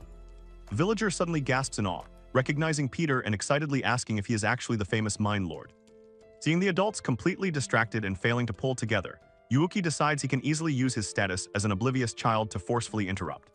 Clenching his tiny fist with intense determination, the young boy resolves that he is the only one who can settle this ridiculous argument. Stepping boldly into the center of the crowd, Yuuki raises his voice to grab the squabbling adults' attention. With big innocent eyes, he earnestly begs them to explain the situation so he can help sort it out, landing a massive critical hit on their hearts. Pache barks cheerfully to assist, completely melting the adults' tension with a super effective display of absolute cuteness. Trying to justify their crimes, the thugs desperately explain they only borrow money from wealthy travelers and never meant to harm the collapsed saintess. Unfazed by their excuses, Peter sternly commands the thugs to apologize and never attempt something so profoundly stupid again. Thoroughly chastised, the massive Mai bows his head and mutters a sincere apology, causing Sakura to panic. Flustered, the novice saintess awkwardly reassures him that she doesn't remember the incident and is actually grateful since it led to Yuuki saving her. Peter steps in with a serious glare, firmly reminding the thugs that Sakura's kindness doesn't make their actions something to be grateful for. He fiercely demands an absolute end to their highway robbery and pickpocketing, ordering them to start living honest lives. Shifting back to the mission, Peter confirms that the girls will handle the boar countermeasures by setting traps instead of trying to exterminate them. Unrolling a strange mesh, Peter explains that the net utilizes scrapivanium to emit light and vibrations that violently repel the beasts.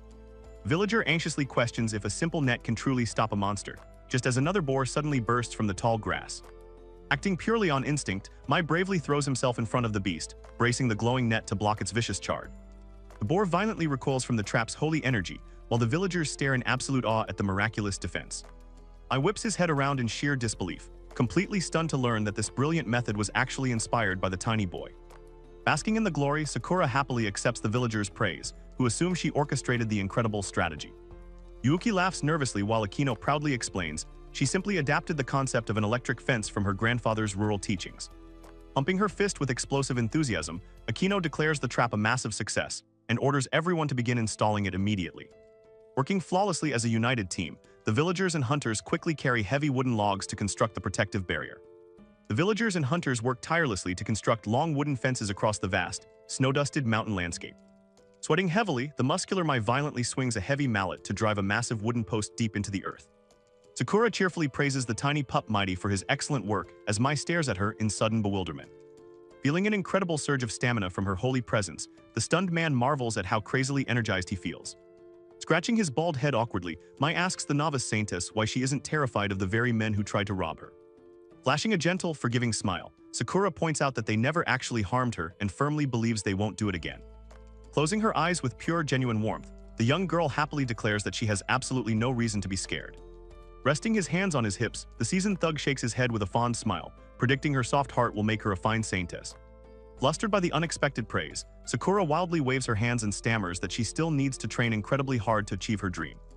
Standing quietly by the newly built fence, the cloaked Abel watches the heartwarming interaction in complete silence. Pumping his fist with explosive energy, Mai aggressively rallies the team to work through the night by the light of massive campfires. Yuki quickly steps in to stop him, urgently warning that maintaining bright fires at night will only attract massive swarms of beasts. Realizing the immediate danger, Peter orders everyone to dim the lights and head to bed, completely shutting down Mai's reckless plan. Looking down at his tiny savior, Mai smiles in absolute awe and praises the young boy for his incredible knowledge of the dangerous mountains. Flashing a bright, innocent smile, Yuki happily explains that he simply grew up surrounded by the harsh mountain wilderness. Later that evening, the quiet assassin Abel sits completely alone beneath the darkening sky, lost in deep thought. Spotting the solitary man, Yuki casually approaches and politely asks if he can share the quiet space. Sitting together, the cloaked assassin gently apologizes for their previous clash, while sincerely thanking Yuki for lending his immense strength to his men. Gazing out over the peaceful fields, Abel admits with a quiet sigh that the young boy's actions finally helped him make a difficult decision. Pulling his dark hood tighter, the rogue drops a bombshell, bluntly revealing his firm intention to leave his former comrades behind. Yuki's eyes widen in sheer shock, desperately asking the assassin why he would abandon his friends. Fixing the boy with an intense, glowing stare, Abel hints at a deeply hidden secret beneath his calm exterior. The assassin calmly reveals that his unique eyes grant him the special ability to accurately read other people's true potential. Turning his back to the wind, Abel confidently states that Mai and Stinky will be perfectly fine without his guidance. Glancing back over his shoulder, he softly thanks the young boy for his help before quietly slipping away into the shadows. Clutching his fluffy puppy, a bewildered Yuki sighs and accepts that the complicated grown-up world is full of mysterious adult circumstances. The next morning, a cheerful Mai and Stinky approach the cloaked Abel in the bustling village square. Staring coldly from beneath his hood, Abel bluntly announces that their shared journey officially ends right here. The two former thugs freeze in absolute shock, completely blindsided by their leader's sudden and unexpected departure. As Abel turns and strides toward a waiting stagecoach, a frantic Mai wildly sprints after him, desperately screaming his name. Grabbing the wooden fence, Mai angrily demands an explanation, violently reminding the assassin that they are supposed to be loyal comrades. Refusing to look back, Abel coldly declares that their partnership is entirely in the past and notes that Mai has finally found a true home. Pointing out the obvious truth, the cloaked man notes that his former partners look significantly happier and more relaxed than they ever did in the city. Stepping onto the back of the carriage, Abel firmly commands his shocked friends to stay behind and finally live an honest, straight life. Tears streaming down his face, Stinky desperately begs his beloved leader to abandon the road and stay in the village with them. Shaking his head sadly, Abel admits he has nowhere left to call home, but warmly reminds them that they belong right here. Flashing a rare, genuine smile, the lone wanderer urges his friends to use their immense strength to protect their peaceful hometown. Watching from behind the wooden fence, Yuki and his faithful pup quietly observe the two former thugs walking away down the dirt road. Staring at the empty horizon, a deeply saddened Stinky murmurs that their stoic leader Abel is truly gone. He nervously rubs the back of his head, awkwardly lamenting that even the young boy had to witness them at such a shameful, pathetic moment. Mai gently rests a heavy hand on his partner's head, flashing a soft smile as he reassures him that everything is perfectly fine. Looking toward the sky with renewed determination, the muscular man declares they must simply do their best so the three of them can happily reunite someday. Clenching his fist with explosive enthusiasm, Mai cheerfully announces that they will immediately resume building the protective traps after breakfast. Pachet barks eagerly in agreement as Yuki smiles and enthusiastically declares that they should go help too. Sometime later, a frantic voice screams Yuki's name as a desperate figure wildly sprints toward him. Panting heavily from her desperate sprint, Akino crashes into the group and breathlessly announces that something absolutely terrible has happened. Trembling with panic, she screams that Sakura has completely vanished without a trace. Yuki and Peter recoil in pure, unadulterated shock at the horrifying news. Kino frantically explains that they shared a room at the inn, but when she woke up this morning, Sakura was already gone. Gripping Sakura's magical staff, Peter grimly reveals that he found her precious weapon completely abandoned behind the inn. He firmly insists that the diligent girl would never carelessly leave something so important lying around, yet their desperate searches have yielded absolutely nothing. Sweating with worry, Akino notes how incredibly serious Sakura is about her duties, wondering aloud if she was violently attacked by a monster. The terrified villagers huddle together, fearfully whispering about the young saintess's abrupt and mysterious disappearance. Grim-faced villager clutches his hat, muttering that he has an incredibly bad feeling about the entire escalating situation. Sudden flashback shifts the narrative to the quiet hours of the early morning before the chaos erupted. Rubbing her sleepy eyes, Sakura groggily wonders why she mysteriously woke up much earlier than usual. Determined to shake off her lingering exhaustion, the young saintess fiercely slaps her own cheeks to wake herself up. Pumping her fist into the air, she forcefully scolds herself to focus so she can work hard for the sake of Tauka Village. Gripping her magical staff tightly, the dedicated girl steps outside into the cool, silent morning. She suddenly freezes in confusion, nervously asking a shadowy figure standing in the dawn light to identify themselves. The strange man confirms she is the Musean apprentice, prompting a bewildered Sakura to politely introduce herself. Pretending to be an ally, the stranger warmly suggests he should introduce the young monster subjugator to the rest of the waiting villagers. The man's friendly demeanor violently shatters into a sinister glare, as he coldly declares that won't be necessary. Sakura freezes in absolute bewilderment, completely failing to process the sudden, terrifying shift in his tone. Without a shred of hesitation, an armored knight brutally punches the defenseless girl directly in the stomach. Looming over her broken body, the ruthless attacker sneers that they will frame her for illegally barging into the mountains and leaving the village in utter ruin. Collapsing in agonizing pain, Sakura desperately reaches out for Yuuki, as the assassin coldly apologizes for simply following his employer's cruel script. The armored thug casually hoists the unconscious girl over his broad shoulder, while she silently prays for Yuuki to save her. Snapping back to the frantic present, the desperate villagers violently scour the area while screaming Sakura's name. Dropping his nose to the dirt, the tiny pup Pacha furiously sniffs the ground in search of a clue. Yuuki urgently asks his fluffy companion if he can successfully track the missing saintess's scent. The search party wildly calls out toward the empty fields, praying for any response from the missing girl. Mai suddenly freezes in sheer terror, his eyes widening as he spots something absolutely horrifying in the distance. The entire group recoils in panic as thick, ominous smoke violently billows into the sky from a raging forest fire on the nearby mountain. Yuki stares at the dark plumes in absolute horror, recognizing the unnatural color of the smoke and realizing the catastrophic timing. His mind flashes back to a stern warning from his master about a dangerous, specialized smoke explicitly designed to violently flush out hiding monsters. Gasping in pure terror, the young boy realizes someone has intentionally ignited a catastrophic flushing smoke right next to a defenseless human settlement. Panic erupts as a villager violently points out that the enraged monsters are charging down the mountain straight toward them. Over the chaotic shouting, an infuriated Mai clenches his fist and furiously demands to know which absolute idiot set off the flushing smoke. Kino desperately begs the men to reinforce the traps and fences, while an older villager grimly agrees it is their only chance. Bringing into action, the village leader wildly gestures and screams for the women to evacuate the children to the other side of the settlement. Brandishing their heavy farming tools, Mai and the men fiercely vow to hold the line and buy enough time for everyone to safely escape. As mothers desperately sprint away with their crying children, the remaining men bravely form a defensive wall facing the imminent threat. Standing frozen amidst the terrifying chaos, Yuuki grips his clothes and silently wishes his incredibly strong master was there to help. A sudden sharp bark breaks his train of thought as the tiny pup Pacha confidently steps forward. Yuuki's eyes widen in sheer bewilderment as a strange, powerful sensation begins flowing directly into his mind. Staring down at his glowing companion, the young boy telepathically hears a request and quietly asks if the pup means to use his full power. Blinking in absolute shock, Yuuki realizes the mysterious voice echoing in his head actually belongs to his tiny dog. Without a second thought, the boy enthusiastically grants permission, begging Pacha to unleash his true strength to save their friends. Blinding, intense light violently erupts from the small dog, forcing Yuuki to throw his arms up to shield his eyes. When the brilliant glow finally fades, an absolutely massive, majestic white wolf with glowing crest stands proudly in the snow. Yuuki stares up at his miraculously transformed companion, his eyes sparkling with pure, unfiltered awe. With an excited shout, the young boy fearlessly launches himself through the air toward the giant beast's back. Telepathically asking if he wants to grab on, the massive Pacha lets out a resounding bark as Yuuki perfectly lands on his fluffy neck. Back at the defensive line, the sweating men tightly grip their shovels and pickaxes as someone screams that the red fang boars are finally attacking. The very ground violently trembles beneath their boots as an overwhelming stampede of massive beasts rapidly approaches. Perched high atop his giant wolf, Yuuki suddenly turns his head as a strange noise catches his attention. Panicked villager wildly gestures toward the opposite side of the settlement, screaming that another terrifying threat is rapidly closing in from behind. Sweating in pure terror, Mai violently curses their horrific luck as he spots a vicious pack of black wolves charging toward them. The defensive line completely collapses in panic as the enormous, shadowy predators violently sprint directly into the village. Moving with blinding speed, the ferocious black wolves completely ignore the terrified humans and dart right past their defensive line. Mai and the other men slowly lower their weapons, staring in absolute mind-boggling confusion at the bizarre turn of events. Villager violently points toward the distance, screaming in disbelief that the black wolves are actively fighting off the charging red fang boars. Staring up at the towering white beast, a stunned villager stammers out a question, wondering if this giant creature is actually the tiny pup Pacha.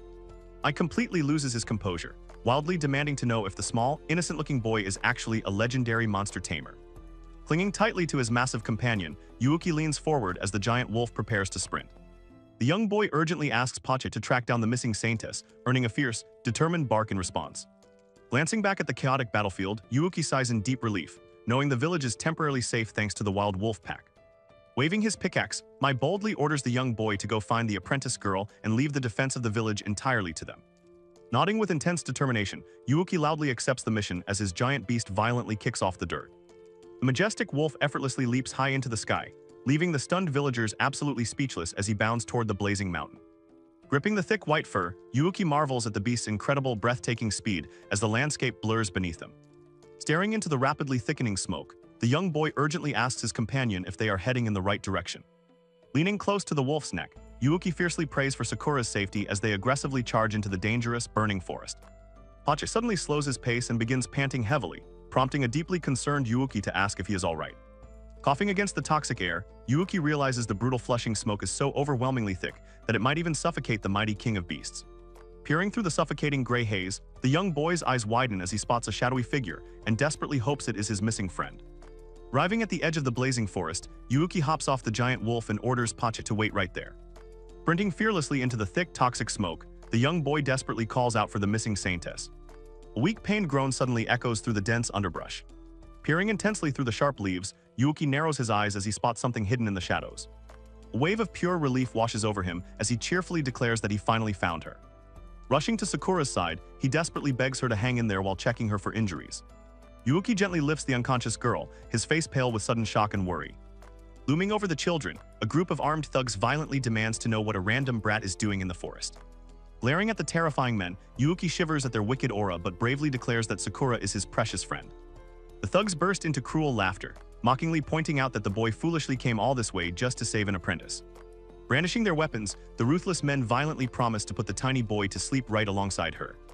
Without a shred of hesitation, a burly thug winds up and throws a vicious punch straight at Yuki's face. Moving with blinding speed, Yuuki effortlessly dodges the heavy strike and casually flips the massive thug onto the dirt. Enraged by the humiliating counterattack, the remaining thugs furiously scream at each other to grab the slippery brat. Yuuki leaps gracefully through the air, violently delivering a flurry of devastating kicks that instantly knock the entire group unconscious. Swiftly scooping the unconscious Sakura onto his back, the young boy apologizes for the rough ride. The heavily armored boss suddenly turns his head, angrily demanding to know what is causing such a pathetic commotion. Yuuki freezes in his tracks, locking eyes with the terrifying, battle-scarred warrior. Stepping out of the smoke, the fierce knight coldly commands the tiny child to explain himself. Sweating in absolute terror, Yuuki instantly realizes this man is overwhelmingly strong and that their current situation is incredibly dire. Pushing his small body to the absolute limit, the frantic boy violently sprints away while screaming that they must run for their lives. Panting heavily beneath Sakura's weight, Yuuki desperately wonders if they can actually outrun such a monstrous opponent. In the blink of an eye, the towering boss suddenly teleports directly into their path, mockingly asking where the boy is looking. The knight coldly praises Yuuki for humiliating his men, but firmly insists he must complete his job and take the girl. Clenching his fists, Yuuki fiercely declares that he doesn't care about their wicked plans because Sakura is his dear friend. Standing bravely in front of the collapsed saintess, the tiny boy glares up at the massive warrior and swears he will never surrender her. The armored boss drags a heavy hand down his face, releasing an exhausted, deeply annoyed smile. Drawing his weapon with a sinister smirk, the knight admits the brat is amusing but ruthlessly decides to end his life right there. Squeezing his eyes shut, Yuuki tightly braces himself for the incoming devastating strike. After a tense moment of absolute silence, the confused boy cautiously opens one eye to see why he isn't dead. Both Yuuki and the terrifying knight stare in absolute, mind-boggling shock at the miraculous intervention. Effortlessly blocking the deadly attack with one hand, a fierce, scarred woman smirks and casually chides Yuuki for making such a massive fuss. Standing calmly at the edge of the clearing, the scarred woman warmly notes that Yuuki is making quite a splash. The young boy's eyes widen in sheer disbelief as he happily shouts out to his beloved master. The armored boss violently flinches and stammers in absolute shock as he recognizes the newcomer's true identity. Glaring intensely at the scarred woman, the terrifying knight bitterly mutters the legendary hero's name. Yuuki freezes in his tracks, his mind desperately trying to process the sudden, world-shattering revelation. As the stunned boy realizes his master is actually the famous hero Granada's, Lucy coldly scolds the knight for laying hands on a child. Fixing the towering warrior with a piercing glare, the legendary hero firmly declares she cannot simply leave him be. Yuuki's eyes sparkle with absolute, starstruck awe as he comprehends he was raised by the world's greatest living legend. Lucy calmly orders her starry-eyed apprentice to step back into safety with the unconscious girl. Nodding obediently, Yuuki carefully shields Sakura and steps away from the imminent clash. Lucy locks her cold gaze onto her old acquaintance as Yuuki safely drags his friend into the brush. She mockingly notes that Brooks hasn't changed at all, remaining just a boring man desperate to look big despite his title as the mercenary king. An infuriated Brooks snaps at her to shut up, fiercely claiming he survived the dangerous era and clawed his way up strictly through his immense strength. Shaking her head in quiet disappointment, Lucy corrects him by stating that the truly strong warriors actually died during the Demon Lord era. The scarred hero violently draws her massive sword in a blinding, explosive flash of steel. Glaring coldly at the mercenary, she grimly affirms that every single true warrior perished in that brutal. She silently steps forward, her cloak billowing in the wind as she prepares to face the towering knight.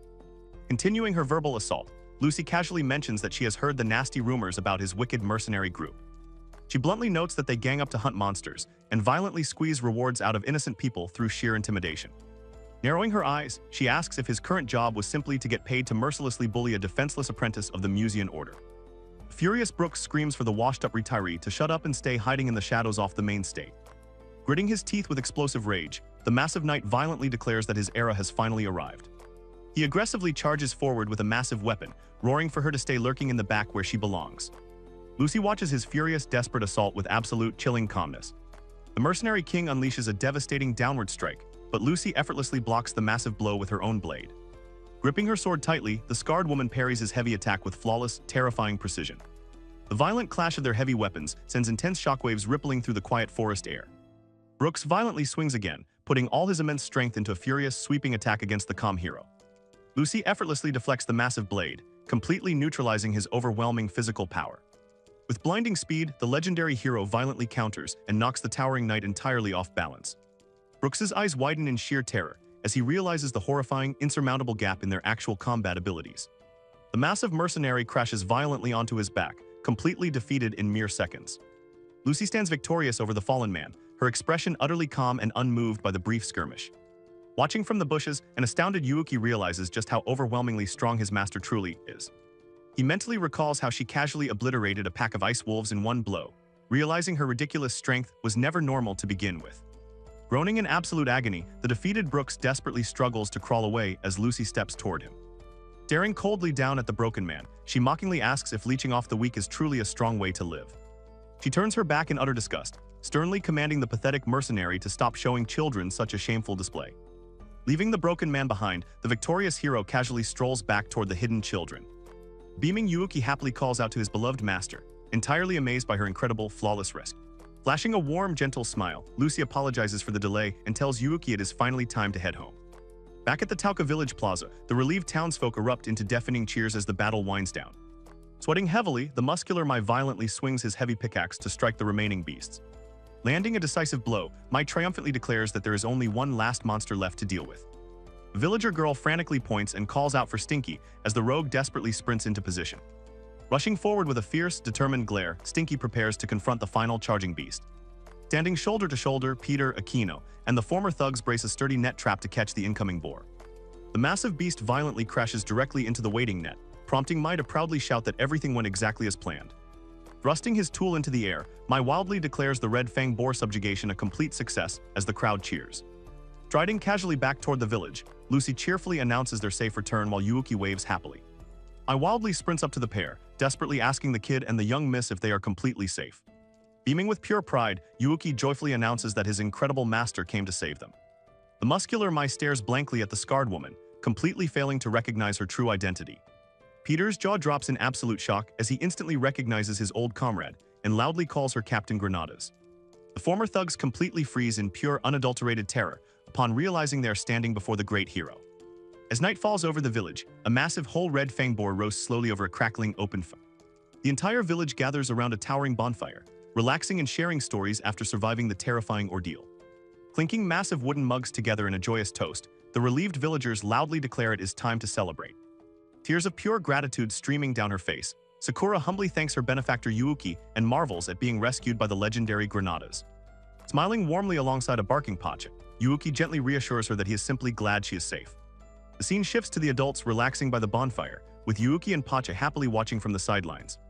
Kino cheerfully waves to the little ones, announcing that their massive feast is finally finished roasting. Presenting the perfectly cooked meat, she generously invites everyone to eat as much of the whole roast boar as they want. Yuuki and Sakura's eyes sparkle with absolute delight as they stare at the mouthwatering feast. Sitting happily on a wooden bench, the two hungry children take massive, satisfying bites of the juicy meat. Savoring the rich flavor, they marvel at the perfectly browned meat overflowing with delicious juices. Yuuki happily devours his meal, noting it is incredibly good even if the salt seasoning is a little light. Chewing thoughtfully, the young boy secretly wishes he could season the meat with a rich, junky, sweet and spicy flavor from his past life. Staring deeply with newfound determination, Yuki's resolve surges as he vows to find those nostalgic flavors while dispelling the miasma. The scene shifts to the adults relaxing by the bonfire, quietly enjoying the celebratory atmosphere. Sitting on a nearby log, a tipsy Peter proudly asks the legendary hero if his talented daughter is almost too good for him. Lucy smiles and firmly agrees, noting that Akino oozes good fortune and is the absolute spitting image of Peter in his younger days. The hero playfully predicts Akino will eventually find a big mine and become a key figure, causing the flustered girl to nervously beg her to stop. Chuckling softly, Peter humbles himself by claiming he is just lucky, admitting they only succeeded because the prodigy Lord Yuuki was there. Lucy gazes fondly at her apprentice, admitting even she is genuinely surprised by his extraordinary development.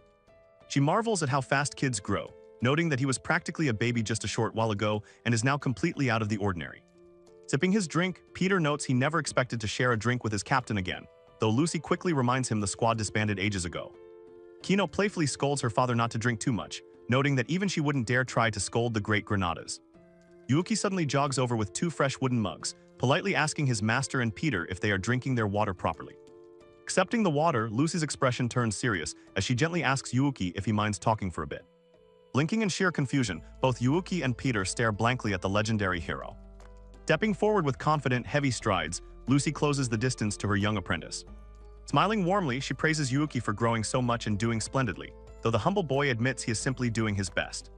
Nodding with gentle approval, Lucy assures him that giving his absolute best is the greatest thing he can do. The legendary hero chuckles softly, her stern demeanor melting away into genuine affection. Her expression darkening slightly, she warns him that similar dangerous situations might easily happen again. Placing a reassuring hand on him, Lucy firmly declares that using his immense power to protect others is the ultimate proof of true strength. She officially commands him to fight seriously whenever the situation demands it, earning a fiercely determined nod from the young boy. The warm bonfire continues to crackle cheerfully as the group basks in the peaceful, celebratory atmosphere. Shifting to business, Lucy casually asks Peter for an update on his secret investigation into the Musean Order. Catching Yuuki completely off guard, Peter reveals that Sakura's recent struggles expose the dark reality behind the Order's tribute payments. While Sakura happily finishes her meal in the background, Peter explains the branch is illegally squeezing outrageous sums from their lower-ranked saintesses. He adds that their extortion rate is causing a massive spike in resignations compared to other branches, which entirely confirms Lucy's suspicions. Peter grimly notes the corruption might run even deeper than we originally feared, prompting a solemn nod of gratitude from the scarred hero. Flustered by her thanks, Peter hastily corrects himself from calling her captain, insisting he is simply honored to fulfill Lady Lucy's request. Yuuki stares at the adults in absolute awe, finally realizing his master and Peter have been secretly investigating the corrupt church this entire time. Watching the celebrating villagers, the young boy's heart swells with profound respect as he realizes just how incredibly amazing the adults truly are. Peter suddenly turns his attention back to the boy, asking for his firm agreement. Lucy smoothly interrupts to ask if she can borrow her apprentice for a little while longer, leaving Yuuki deeply curious about her next move. She reveals that Olympia desperately wants to meet him, casually instructing him to bring the apprentice girl along for a sudden trip to the Twilight Branch. Though slightly bewildered by the rapid change of plans, Yuuki cheerfully accepts the new mission. The morning sun casts a bright, imposing light over the grand architecture of their next destination. The group arrives at the massive, intricately designed headquarters of the Musean Order's Twilight Branch. Stepping through the heavy doors, they enter the grand, echoing halls of the religious institution. Polite receptionist steps forward, nervously asking the imposing adults why they brought children into the official branch. Lucy and Peter immediately lock eyes with the staff, unleashing a terrifying, synchronized glare that completely silences the room. The terrified receptionist violently recoils with a squeak of fear under the crushing pressure of their intense intimidation. Ignoring the frightened staff, the legendary duo boldly marches deeper into the heart of the corrupt building. Cornering the sweating bishop, Lucy flashes a dangerously calm smile and firmly requests to borrow a little of his precious time. Stepping into the grand hall, Lucy glares at the sweating bishop and firmly demands to borrow a little of his precious time. Staring deeply into the church's sacred spring, Yuuki feels a sudden, overwhelming wave of nostalgia wash over him. The panicked bishop demands to know what the legendary hero is planning, while the terrified staff cowers behind him. Lucy and Peter remain completely unfazed, glaring down the corrupt church officials with crushing silent intimidation. Slamming her demands down, Lucy fiercely orders the bishop to return the extorted tribute to the saintesses, while confirming they possess all the damning evidence. The corrupt bishop stammers in pure shock, wildly feigning ignorance as his sinister facade begins to crumble. Desperately trying to regain control, the church leader arrogantly declares that they are the true heirs to the lost spirit's will. Pointing an accusing finger, he bitterly blames the arrogant hero Granadas for saturating the world with deadly miasma after defeating the demon lord. The bishop furiously screams that protecting the city in the absent mind lord's stead costs an absolute fortune, justifying their extortion as the embodiment of the great spirit's light. Sneering with wicked arrogance, he coldly orders the ignorant outsiders to keep their noses out of the church's sacred affairs. The frantic staff desperately calls for guards to drive the noble intruders out, viciously blaming the apprentice Sakura for orchestrating the invasion. Watching the church officials spiral into a chaotic frenzy, a sweating Yuuki nervously realizes the situation is rapidly turning into a disaster. The furious bishop continues his rant, arrogantly questioning if the Great Spirit would ever permit such an outrageous intrusion. Unfazed by the screaming man, Lucy tilts her head with a dangerously calm smirk and mockingly repeats his bold claim about the Great Spirit. Staring directly into the bubbling spring, the legendary hero casually asks the Great Spirit for its personal opinion on the matter. The arrogant bishop freezes mid-sentence, blinking in sheer confusion as he tries to process who she is actually talking to. Suddenly, a single glowing drop of water violently ripples across the surface of the sacred spring. Deep resonating sound echoes through the grand hall, causing the terrified church officials to gasp in alarm. The tranquil waters of the spring abruptly erupt into a towering, blinding pillar of pure, divine light. Shielding his eyes from the overwhelming radiance, the trembling bishop stutters in absolute, unadulterated terror. The swirling liquid magically coalesces into the majestic, ethereal form of a massive water spirit. Staring up at the towering, glowing entity, Peter breathes out a quiet gasp of pure awe at the miraculous sight. Booming, divine voice echoes through the minds of everyone present, fiercely condemning the church for borrowing the spirit's name to satisfy their selfish greed. The majestic entity declares their corruption supremely lamentable, bringing the corrupt officials to their trembling knees. Yuuki stares in absolute bewilderment, his jaw dropping as he realizes the sacred spring water has miraculously transformed into his adoptive mother, Olympia. The weeping bishop violently throws himself to the marble floor, completely convinced that the Great Spirit itself has actually descended. The terrified staff completely breaks down, realizing a divine manifestation of this magnitude hasn't occurred since the terrifying demon lord era. Glaring down at the weeping sinners, the ethereal Olympia softly shakes her head and calls their actions a profound shame. Pressing his forehead against the cold floor, the broken bishop desperately begs the divine entity for absolute forgiveness. The radiant spirit firmly commands them to grant their hoarded benevolence to the truly faithful and worthy members who actively better the world. Leaning close to her bewildered apprentice, Lucy casually whispers that Olympia simply wanted to see his face again. She smoothly explains that Peter had been deeply concerned about the church's corruption, so they decided to use Olympia's dramatic entrance to resolve both issues. Sweating profusely at the sheer scale of the deception, Yuuki mentally questions if causing a religious miracle truly counts as just doing something on the side.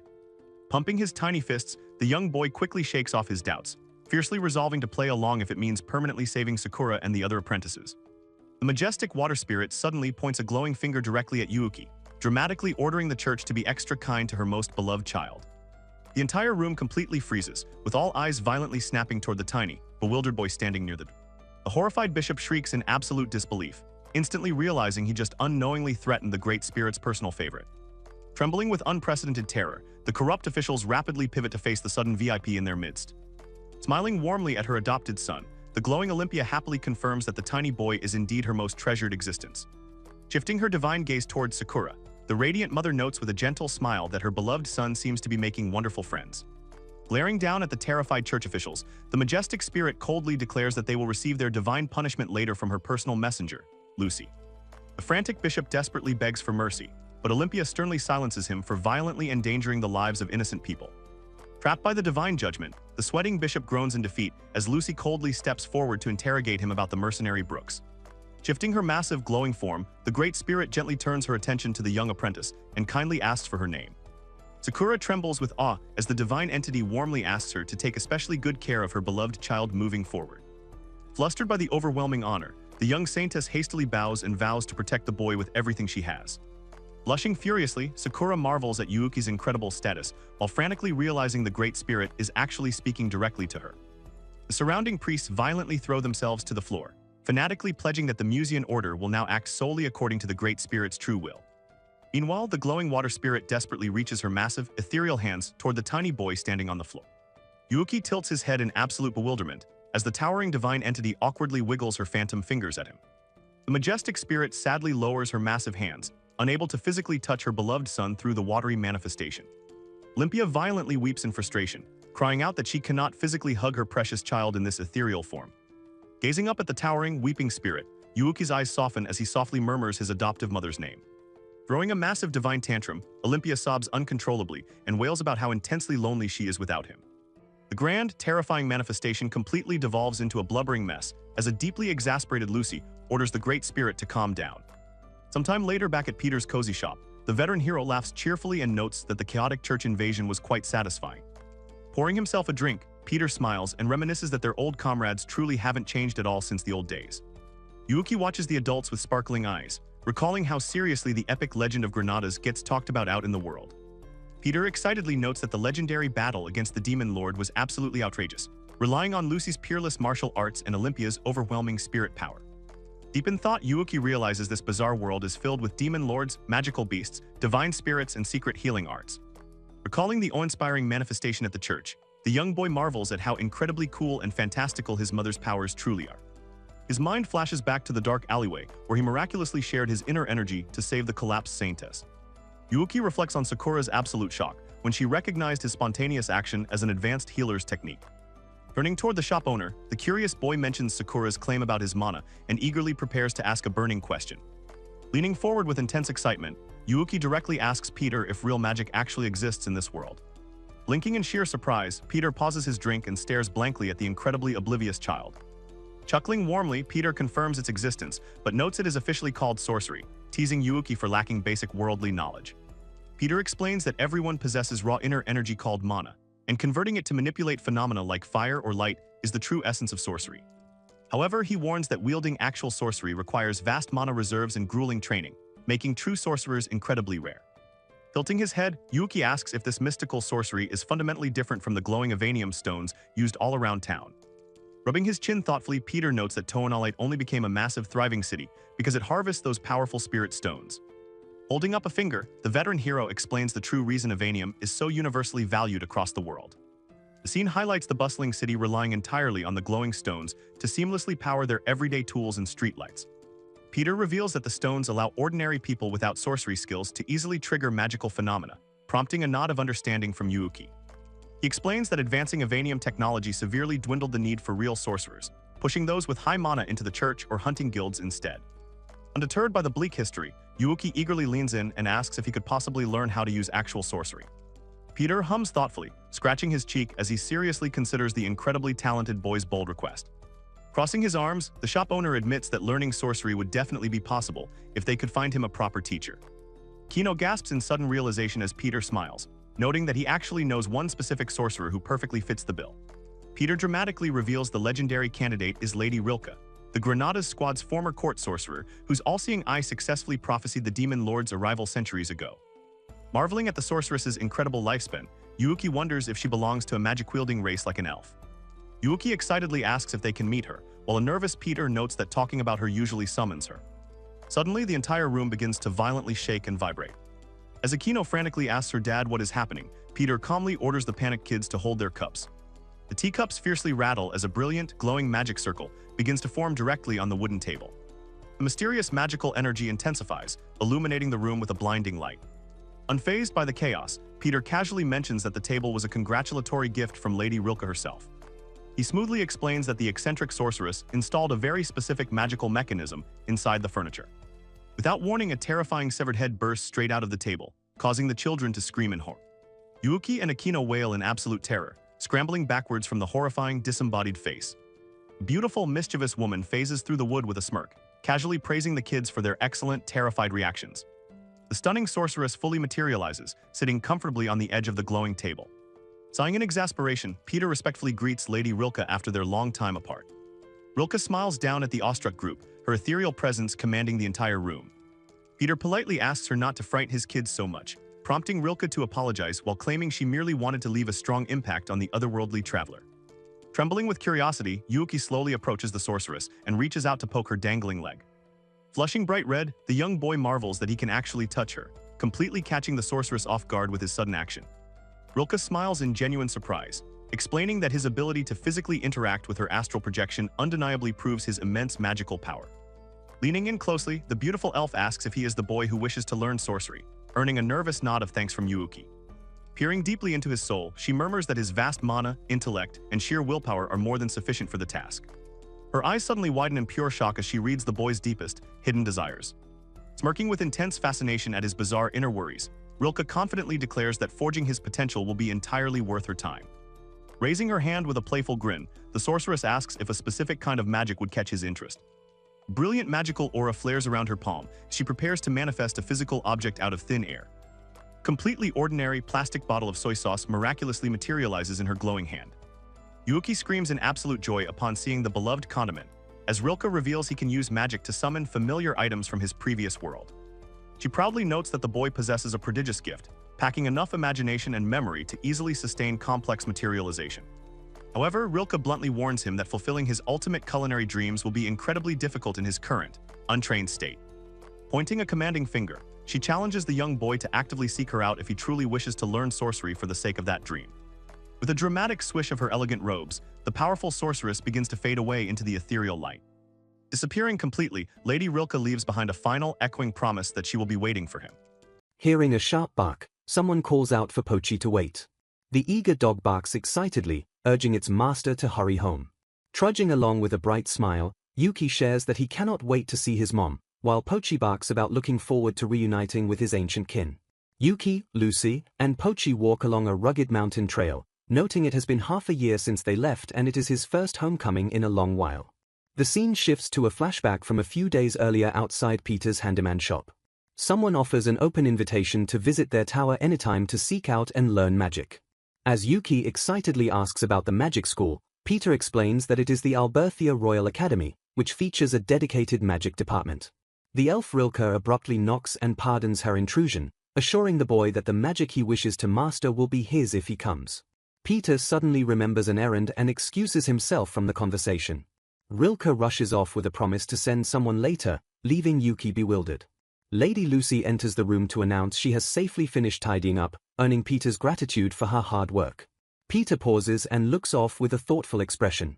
Musing to himself, Peter wonders why Rilke, whom he rarely sees, came out of nowhere just to invite the boy to a magic school. Feeling overwhelmed by the sudden offer, Yuki admits he is a little unsure about studying magic under Rilke. A reassuring hand gently pats Yuki on the head. Flashing a warm smile, Peter tells the boy to do what he wants because there is nothing to agonize over. Peter suggests returning home to see Olympia, who has been waiting for him, and taking some time to think it over. Yuki enthusiastically agrees to think about the academy's offer. Fully packed for the journey, Yuki waves a cheerful goodbye to Peter and Lucy outside the shop. Returning to the present, Lucy reminds them that Olympia has been waiting with a long neck, so they should hurry back. Pochi barks happily beside Yuki, asking his master if they are finally returning to the mountain. Promising to run a lot, Pochi barks playfully as Yuki agrees that he is also happy. Yuki suddenly stops in his tracks as something catches his attention. Gazing out over the majestic, snow-capped peaks, Yuki realizes in awe that he can now talk with Pochi. A massive, crystalline monster suddenly erupts from the frozen earth with a terrifying roar. Stepping up to face an abnormal individual of the Shimo Fury Ryumadoki, someone challenges Yuki to show how much he has grown over the past half year while offering to carry his luggage. Looking slightly nervous, Yuki asks if he has to face the towering beast all alone. He quickly asks Pochi to back him up if something happens, and the brave dog readily agrees. A hand firmly grips the hilt of a sword and draws it from its scabbard. Yuki remembers claiming he could beat an abnormal individual half a year ago, even though he failed to defeat it then. Bolstered by the fact that he can now understand Pochi's words, he reflects on his progress over these 6 months. Gripping his blade with newfound confidence, he declares that he might have finally leveled up. With a fierce battle cry, Yuki lunges forward and swings his sword with all his might. Crouching smoothly after the strike, he looks back in confusion as the monster shatters effortlessly behind him. Walking up with their heavy packs, Lucy warmly praises Yuki for a nicely done victory. Relieved that he beat it, Yuki kneels by the shattered remains but suspects the monster was weakened because the fight felt a little too easy. When Pochi asks if he will destroy the ice core, Yuki explains that normally a Shimo Fury Ryumadoki revives if you leave it, but there is something he wants to try. Hearing Lucy call for them to get moving, Yuki eagerly voices his agreement. Yuki carefully slides the intact crystalline core into his travel pouch. The tranquil journey concludes as they approach a peaceful, picturesque home surrounded by blooming flowers and fluttering butterflies. Spotting a familiar house in the distance, Yuki excitedly points out that it is his mom. Waving his hand high in the air, he runs forward with Pochi and calls out to her. Startled by the sudden noise, Olympia turns her head toward the approaching figures. Recognizing her son, she calls out Yuki's name in sheer disbelief. She instantly swoops in and tackles him into an overwhelming hug as he lets out a surprised cry. Embracing him tightly, she welcomes him home and exclaims how much she has longed to hold the real Yuki. Realizing she is squeezing the breath out of him, she hastily apologizes for getting carried away. Olympia suddenly remembers her manners and looks up to acknowledge Lucy's presence. Freed from the crushing hug, Yuki stands quietly and looks up at the adults. Smiling warmly alongside Lucy, Olympia formally welcomes Yuki back home. Blushing with a bright, innocent smile, Yuki happily agrees. Running toward them with open arms, he announces that he is finally back. As she pours tea at the cozy wooden table, Olympia asks Yuki how his life in town has been. Sitting beside Lucy, Yuki listens as his mother asks if the work is hard or if he found anything fun. Yuki shares that everyone is nice and he is having a good time, leaving Olympia deeply relieved to know he is safe with Peter. Suddenly remembering something important, Yuki looks up at Lucy. Reaching into his bag, he announces that he brought souvenirs for the two of them. Lucy and Olympia look on with curious expressions, wondering what he has brought back. Olympia gasps in sheer delight at the sight of two incredibly cute dolls. Noting that the dolls look exactly like Lucy and Olympia, Yuki asks if they can display them at home. Touched by the thoughtful gesture, Olympia promises to put them in a very special place. Overcome with emotion, Olympia tearfully notes how much Yuki has grown just by bringing them souvenirs. Confused by her sudden tears, Yuki asks why she is crying while Lucy smiles softly in the background. Lucy gently remarks that children grow up in the blink of an eye. Smiling through her tears, Olympia admits that as a mother, she is just very happy. A brief memory surfaces of a young girl thanking her big brother for everything. The memory lingers on the bittersweet feeling of seeing much younger siblings suddenly grow into proper adults. Lucy notes that while the growth brings immense happiness, it also leaves a parent feeling a little lonely. Taking a determined step forward, a booted foot hits the floorboards. Rushing in for a warm embrace, Yuki thanks his mother for always being there for him. He reflects on how she took him in from the snowy mountains and raised him with all the love she could possibly give. Looking up with sincere eyes, he solemnly declares that he is deeply grateful. Stunned and deeply moved by his words, Olympia stammers that she is extremely happy. A gentle hand reaches down and tenderly pats Yuki on the head. Looking down at him affectionately, Lucy tells Yuki that they are the ones who are truly grateful to him. Pochi barks his agreement as Yuki joyfully proclaims how glad he is to have met them and become a family. Smiling brightly at his loyal companion, Yuki also makes sure to thank Pochi. Shifting the emotional mood, Lucy playfully announces that Mother wants to hear all of Yuki's heroic tales from Toeno Light. Eyes sparkling with absolute excitement, Yuki eagerly agrees, stating he has so much to tell them. The family sits warmly around the table, ready to share stories and laughter late into the peaceful evening. A quiet, peaceful house sits safely near the edge of a calm body of water. Carrying his heavy backpack, Yuki trudges toward the water's edge with Pochi following closely behind. Reaching the shallows, Yuki crouches down and gently places an object into the cool spring. He notes that as long as the Shimo Fury Rumidoki's ice core stays inside the sanctuary and avoids miasma, it will not revive. Holding the sealed core, Yuki smiles and confidently states that soaking it in the spring water will keep it completely safe. As Yuki sits quietly by his packed bag, Olympia gently calls out his name from behind. Looking down with a deeply worried expression, she asks if he is really leaving so soon. Yuki explains that he needs to head to the magic school so he can restore Mount Athos, adding that academy staff will likely be arriving at Peter's house soon. Gazing at him longingly, Olympia admits she will be lonely and wishes he could stay with them forever. Lucy gently murmurs Olympia's name, prompting the heartbroken mother to lower her head and quietly accept reality. Kneeling down to his level, Olympia notes with a tender smile that he will have grown even more by the next time they meet. A flood of warm memories flashes by, showing the young boy laughing and growing up through various stages of his childhood. Clutching her necklace, Olympia steels her resolve and makes a firm decision.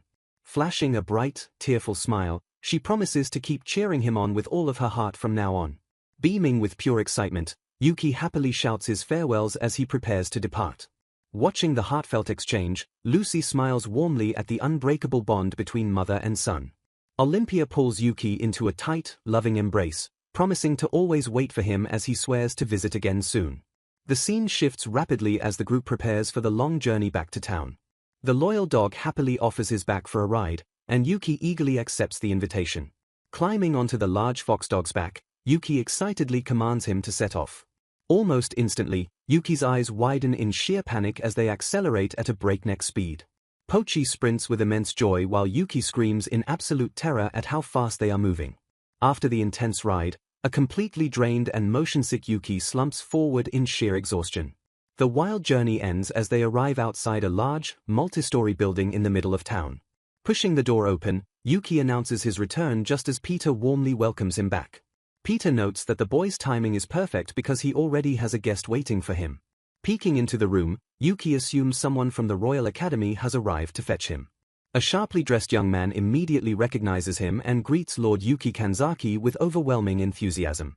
Yuki violently recoils and shields his eyes, completely blinded by the young man's radiant aura. Gesturing toward the glowing newcomer, Peter formally begins the introductions. Standing tall and proud, the handsome guest introduces himself as Christoph Myra Alberthia. Staring blankly, Yuki repeats the name Alberthia as the realization slowly begins to dawn on him. His eyes widen into massive saucers as the sheer weight of the guest's identity finally clicks into place. Trembling with absolute shock, Yuki gapes at the radiant young man and stammers out that he is a prince. Reeling from the sudden revelation, an onlooker gasps in absolute shock at the sight of the royal prince. Utterly confused by the prestigious visit, Yuki wonders what possible business His Highness could have with him. Believing himself to be just an ordinary kid, he questions why the prince isn't visiting a famous hero or his master instead. Laughing warmly to ease the tension, the prince tells Yuki not to be wary and suggests they get straight to the point. Intrigued by the sudden shift in tone, Yuki stares curiously as an official document is revealed. Presenting a formal letter of recommendation from Professor Rilke, the prince formally requests Lord Yuki's attendance at the Alberthia Royal Academy. Overhearing the conversation, Peter and his companion express mutual surprise that the prince personally delivered the invitation from their former teacher. Revealing the true weight of the summons, the prince explains it is a direct command from the great archmage and honorary headmaster. Astounded by this unbelievable revelation, Yuki realizes the eccentric severed-head lady actually holds an incredibly lofty position. Despite understanding her rank, he remains baffled that a royal prince would travel all this way just for a commoner. Staring up in silent awe, the young boy quietly admires the prince as a truly remarkable adult. Returning the respectful gaze, the prince reveals he has been eager to meet Yuki because Professor Rilke is quite taken with him. Listing the boy's incredible feats, the royal recounts how the otherworldly traveler tamed the Beast King and was discovered by the great hero Gratinaz. Continuing his high praise, he highlights how Yuki heroically exposed the Musean cult's corruption and cleared the miasma plaguing the people. Shifting focus to the academy, the prince describes the esteemed Alberthia institution as a place built to cultivate brilliant youths for bright futures. Urging him to accept the grand opportunity, he asks Yuki to come at once so they can properly nurture his undeniable talents. Overwhelmed by the prestigious school and a personal royal invitation, Yuki sweats nervously and feels they are laying the praise on too thick. Torn between two paths, he admits his desire to attend the academy but hesitates because he refuses to neglect his duties at the helper shop. Stepping forward in silent support, a reassuring hand is firmly placed on the boy's shoulder. Catching Yuki entirely off guard, a supporter vehemently encourages him not to hold back and simply go. Backing up the encouragement, the prince notes Yuki's reliable work ethic and mentions he even secured Master Peter's glowing endorsement. Swayed by the overwhelming respect and push from the adults around him, the young hero realizes he has absolutely no reason to refuse. Steeling his wavering resolve, Yuki nervously but firmly agrees to do his absolute best at the academy. Smiling warmly at the accepted offer, the prince declares the matter settled and immediately addresses Akino. Instructing Akino to invite Sakura to a dinner party tonight, he playfully reminds Yuki to behave since the boy will soon be separated from her. Staring down at a glowing artifact in his hands, Yuki remembers he also has the Toeno light to consider before leaving. Breaking the serious mood, someone cheerfully promises to cook their absolute best and tells Yuki to look forward to the feast. Transitioning to a quieter moment later on, Sakura and Yuki sit together to discuss the massive life change. Overflowing with obvious admiration, Sakura asks Lord Yuki to confirm if he is truly enrolling in the esteemed Royal Academy. Emphasizing the school's high status, she explains that it is an elite institution typically reserved only for youths from very good noble families. Leaning in closer, she warns him that the tuition fees for such a prestigious academy are absolutely tremendous. Utterly startled by the sudden mention of massive expenses, Yuki violently flinches in sheer financial panic. Quickly moving to reassure the panicked boy, Sakura assumes he is being invited as a scholarship student and tells him not to worry. Breathing a massive sigh of relief, Yuki calms down upon hearing he likely won't have to pay the exorbitant fees. Smiling softly at his relieved reaction, Sakura expresses her genuine happiness for his incredible new opportunity. Reflecting on his boundless potential, she admits she never thought Lord Yuki was the type to stay confined to just one town. Shifting the conversation to her own recent growth, Sakura proudly mentions she also recently became independent as a saint. Praising her immense hard work, Yuki smiles back as Sakura asks if he remembers their dark days in that old back alley. Recalling the terrifying reality of her severe mana deficiency, Yuki admits he was truly scared she might die back then. Filled with immense gratitude, Sakura credits her survival entirely to Lord Yuki and happily notes she has finally stopped collapsing. Standing confidently, Sakura assures him that the frail apprentice is gone and urges him to leave with absolute peace of mind. Moved by her newfound strength, Yuki gazes at the resolute saint in silent awe. Reflecting on his arduous journey, he suddenly realizes a full half-year has passed since he arrived at Toeno Light. Reminiscing about the bustling events, he warmly recalls the many memorable moments and heartfelt gifts shared with the local townsfolk. Taking a moment to breathe, the vibrant town hums with lively energy around him. Continuing their steady walk, the peaceful atmosphere of the bustling streets gently washes over the young hero. Approaching Peter's grand residence, they immediately notice a lively commotion echoing from within the walls. Spotted by the eager crowd, Yuki is cheerfully heralded as the returning star of the spectacular show. Grabbing him without warning, the excited townsfolk enthusiastically drag a bewildered Yuki forward into the house. Pushed firmly into the main room, he steps across the threshold into a massive hidden surprise. Erupting in joyous cheers, the entire room loudly congratulates Lord Yuki on his prestigious enrollment into the Royal Academy. Utterly stunned by the sudden ambush, Yuki stares wide-eyed at the massive festive gathering. Stepping forward with a warm smile, a friend explains that the entire town organized this modest party to properly celebrate his grand new beginning. Swarming him with endless affection, the diverse townsfolk lovingly call out his name in enthusiastic unison. Showering him with heartfelt praises, the roaring crowd passionately urges the young hero to give the academy his absolute all. Overflowing with boundless gratitude, Yuki beams brightly and loudly promises to do his very best. Swept up in the joyous atmosphere, the young hero fully embraces the lively and chaotic festivities. Unrestrained laughter and massive celebrations echo through the grand hall as the tight-knit community revels together. Shattering the joyful mood, a frantic and desperate cry for help suddenly pierces the lively party. Rushing toward the chaotic commotion, Yuki desperately demands to know what is happening as panicked guests scatter. Pointing indignantly, a frustrated woman explains that a disguised man rudely shoved money at her and fled after she simply invited him for a friendly drink. Deeply offended by the dismissive gesture, the off-duty workers angrily question who the arrogant stranger thinks he is. Sweating profusely, Yuki silently panics because he cannot possibly reveal the terribly rude man is actually the nation's royal prince. Stepping in to expertly mediate, Yuki confronts Kristoff directly and firmly states that his defensive actions were completely unacceptable. Lecturing the disguised royal, he carefully explains that the women were simply offering a friendly drink completely outside of their usual working hours. Properly chastised by the surprisingly mature boy, the flustered prince timidly apologizes for his massive social misunderstanding.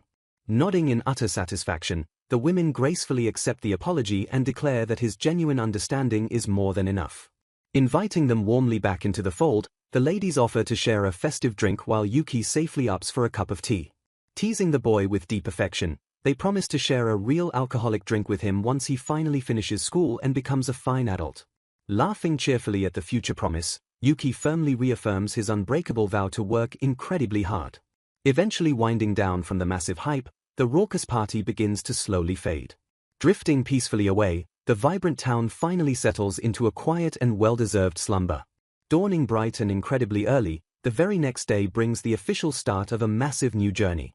Groaning in sheer unadulterated agony, a severely hungover Kristoff weakly praises Lord Yuki's endless energy the morning after the wild party. Acting as the ultimate responsible caretaker, Yuki quickly forces the suffering prince to drink a soothing cup of water. Observing the incredibly pathetic display, a bystander dryly remarks that it is utterly impossible to tell who is actually the guardian between the two. Worrying deeply for his pale and groaning companion, Yuki seriously wonders if the heavily intoxicated man can even survive a bumpy carriage ride. Analyzing the biological problem like a true scholar, Yuki deduces that a deadly hangover is essentially a toxic poison produced naturally by the liver. Struck by a sudden brilliant inspiration, he theorizes that transferring healing mana could potentially cure the debilitating toxins just like clearing evil miasma. Reaching out with expertly glowing hands, Yuki politely excuses himself as he attempts to miraculously cure the royal hangover. Pondering the mechanics of his magic, Yuki hypothesizes that dispelling miasma and detoxifying poison might share the exact same magical foundation. Focusing his pure energy, the young hero channels a powerful wave of healing mana directly into the prince's ailing body. Jolting upright in sheer shock, Kristoff marvels at how incredibly light and refreshed his body suddenly feels. Relieved that his intense nausea has completely vanished, the grateful royal warmly praises Yuki's splendid healing abilities. Fully recovered and bursting with renewed energy, the prince excitedly announces that it is finally time to depart. Stepping up onto the waiting carriage, Yuki prepares to leave his comforting home for a completely unknown future. Waving a fond goodbye, Lucy urges Yuki to take care and warmly asks him to pass her regards to Lady Rilke. Swarming the departing carriage, the beloved townsfolk passionately cheer for their little hero to do his absolute best. Leaning out the carriage window, Yuki cheerfully thanks everyone as his grand new adventure officially begins. Rolling forward with steady momentum, the wooden carriage carries the boy away from the bustling town center. Shouting a heartfelt farewell over the distance, Yuki promises the vibrant town of Toeno Light that he will return again someday. Traversing rolling hills and sweeping landscapes, the carriage leaves the familiar mountain terrain far behind. Journeying steadily across the vast kingdom, the travelers make remarkable progress toward the royal capital. Arriving at their prestigious destination, the massive stone spires of the Alberthia Royal Academy loom majestically overhead. Staring up in absolute awe, Yuki marvels loudly at the school because it looks exactly like a giant castle. Barking enthusiastically beside his master, Pochi excitedly echoes the boy's total amazement at the towering fortress. Taking the lead with royal confidence, the prince gently motions for Lord Yuki to follow him inside the prestigious grounds. Spotting the impressive arrival, gossiping students instantly recognize His Royal Highness Crown Prince Kristoff.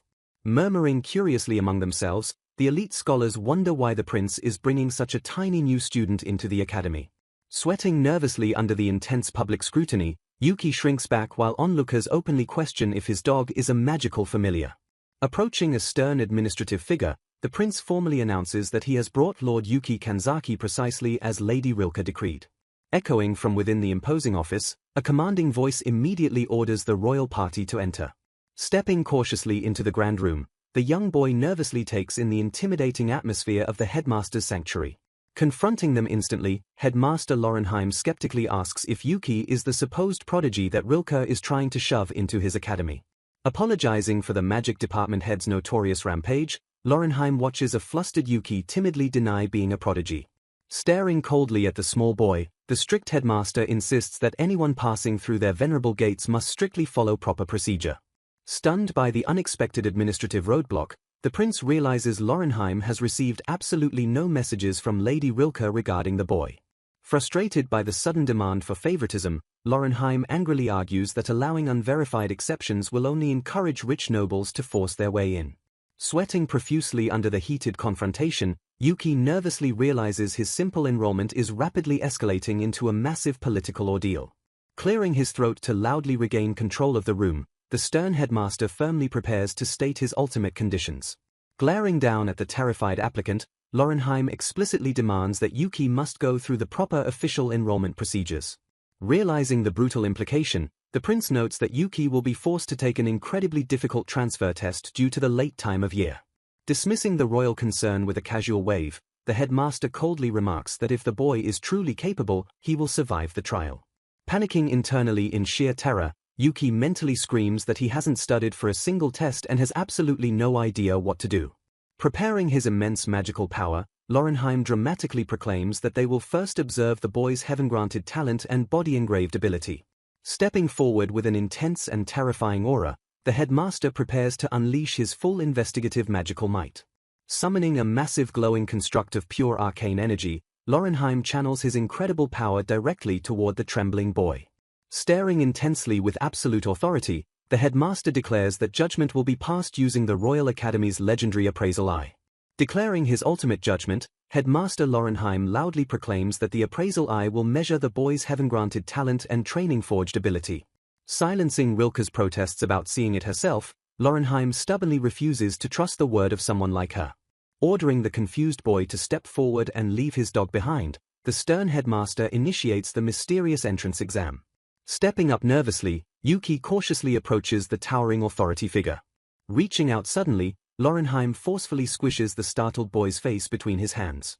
Marveling at the wonderfully soft cheeks, the headmaster thoroughly pats Yuki down to ensure there is no hidden cheating. Stepping back in satisfaction, the official confirms no physical abnormalities were found on the utterly bewildered boy. Wasting no time, Lorenheim immediately calls for the next phase of the exam to begin. Opening the grand doors, a mysterious new figure formally announces his arrival.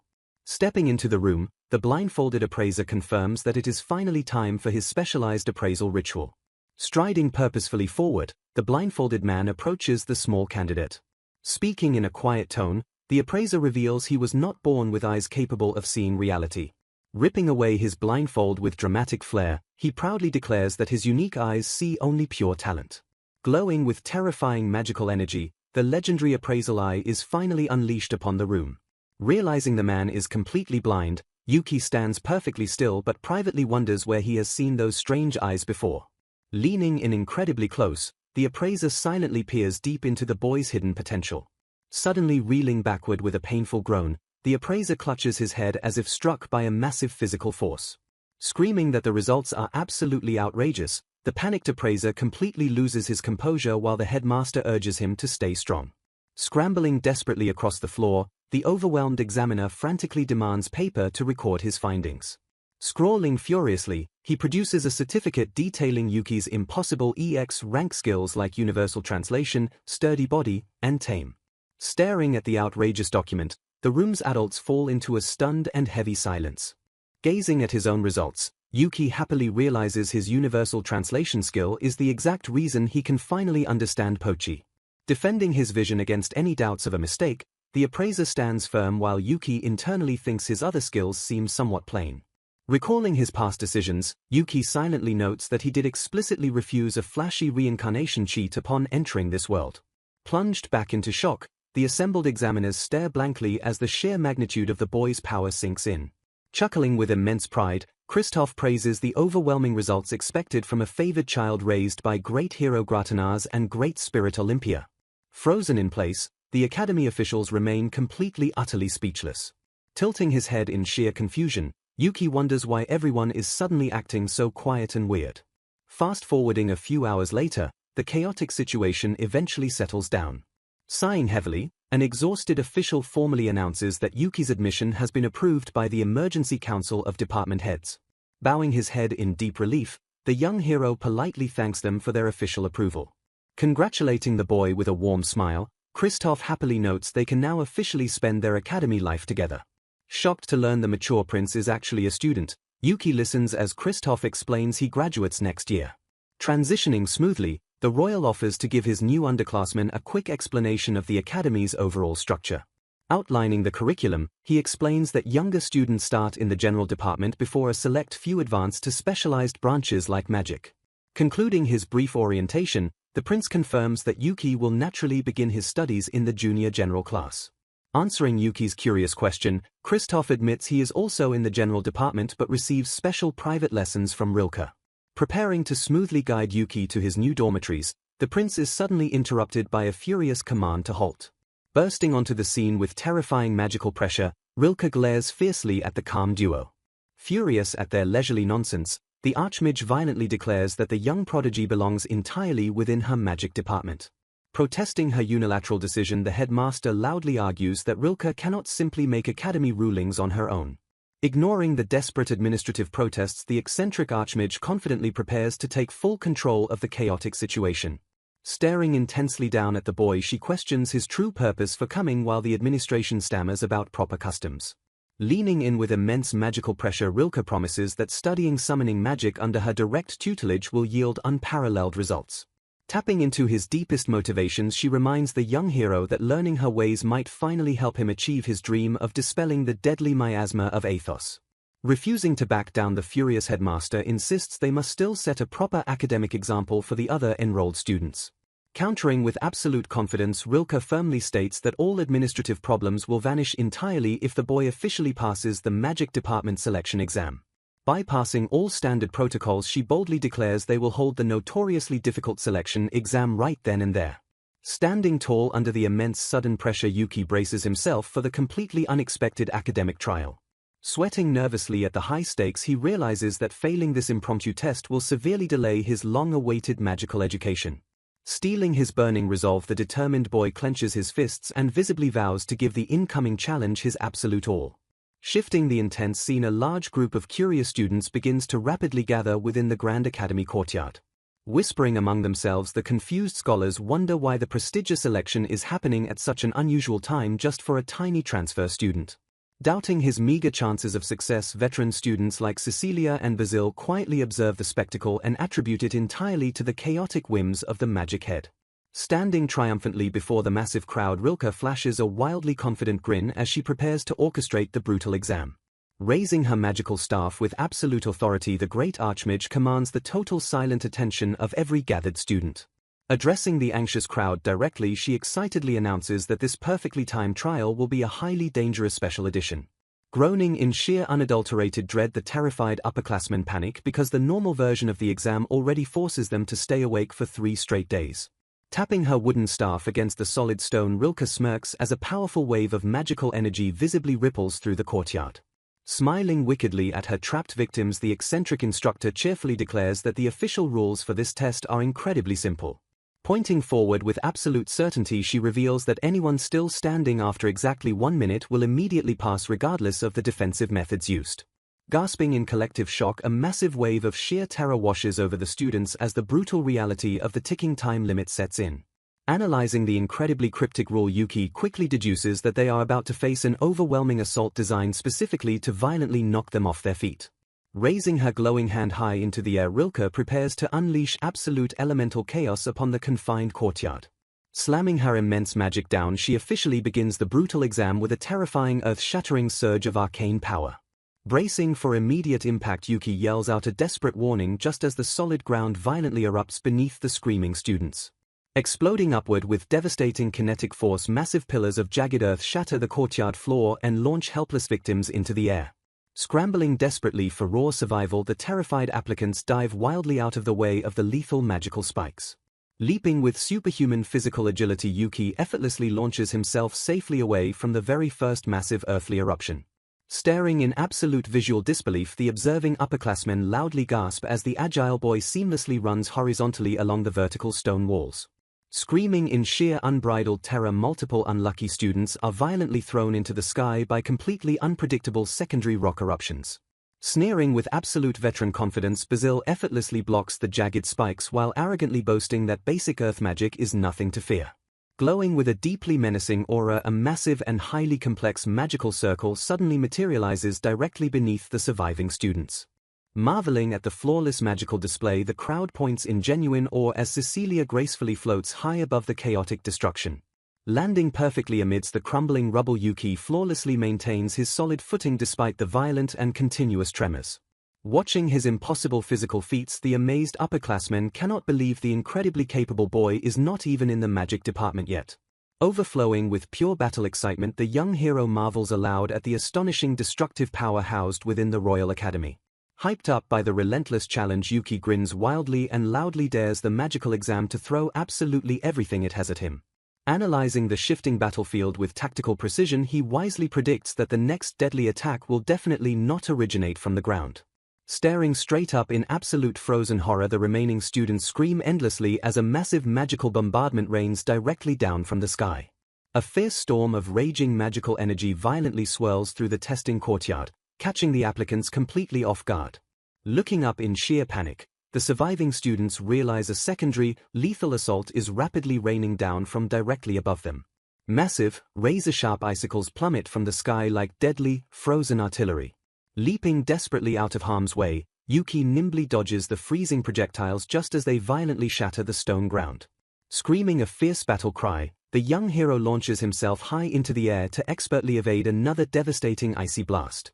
Before he can land safely, a massive icicle hurtles directly toward his completely unprotected back.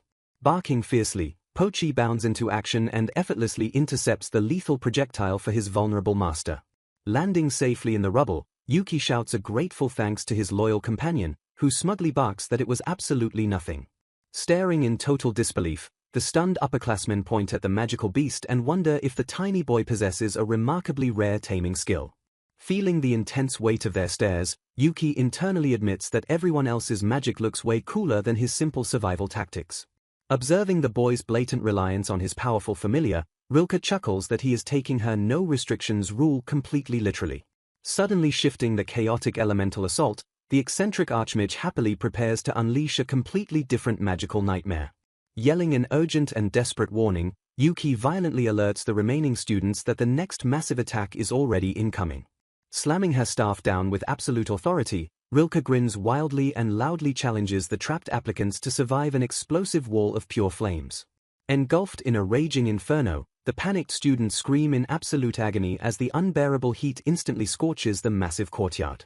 Wincing in intense physical pain, Yuki quickly realizes that even his incredibly durable body cannot fully withstand the sheer, flesh-melting temperature of the magical flames.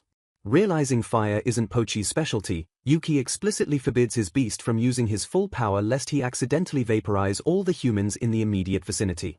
Stealing his burning resolve, the young hero loudly declares he will survive the blazing inferno using only his own inherent magical power. Mentally reviewing his unique skills, he quickly catalogues his durable body, the Great Spirit's blessing, and his incredibly potent healer abilities. Channeling his deeply stored magic, he seamlessly combines his mother's loving blessing with his natural physical durability to form a desperate defensive strategy. Drawing pure inspiration from the times he miraculously cured Sakura and Kristoff, Yuki violently pushes his magical limits to the absolute brink. Glowing with a brilliant, soothing aura, a powerful wave of pure healing energy violently erupts outward from his incredibly small body. Pointing in absolute, unadulterated awe, the surviving upperclassmen stare blankly at the incredible magical phenomenon unfolding directly before them. Realizing the sheer magnitude of the boy's bizarre ability, the astounded students note that he is actively healing his burns faster than the fire can even inflict them. Marveling at the boy's incredible tactical genius, the headmaster warmly praises Yuki for brilliantly creating a powerful self-strengthening spell entirely on the spot. With a sharp, commanding snap of her fingers, Rilke abruptly cancels the raging inferno and plunges the destroyed courtyard back into a sudden, eerie silence. Wiping the heavy sweat from his brow, Yuki breathes a massive sigh of relief and happily notes that he somehow managed to survive the brutal onslaught. Looking completely exhausted and thoroughly beaten, he stands completely alone amidst the smoking, ruined rubble of the exam grounds. Glancing nervously around the heavily devastated courtyard, the tired boy wonders if he and the few straggling survivors are the only ones left standing.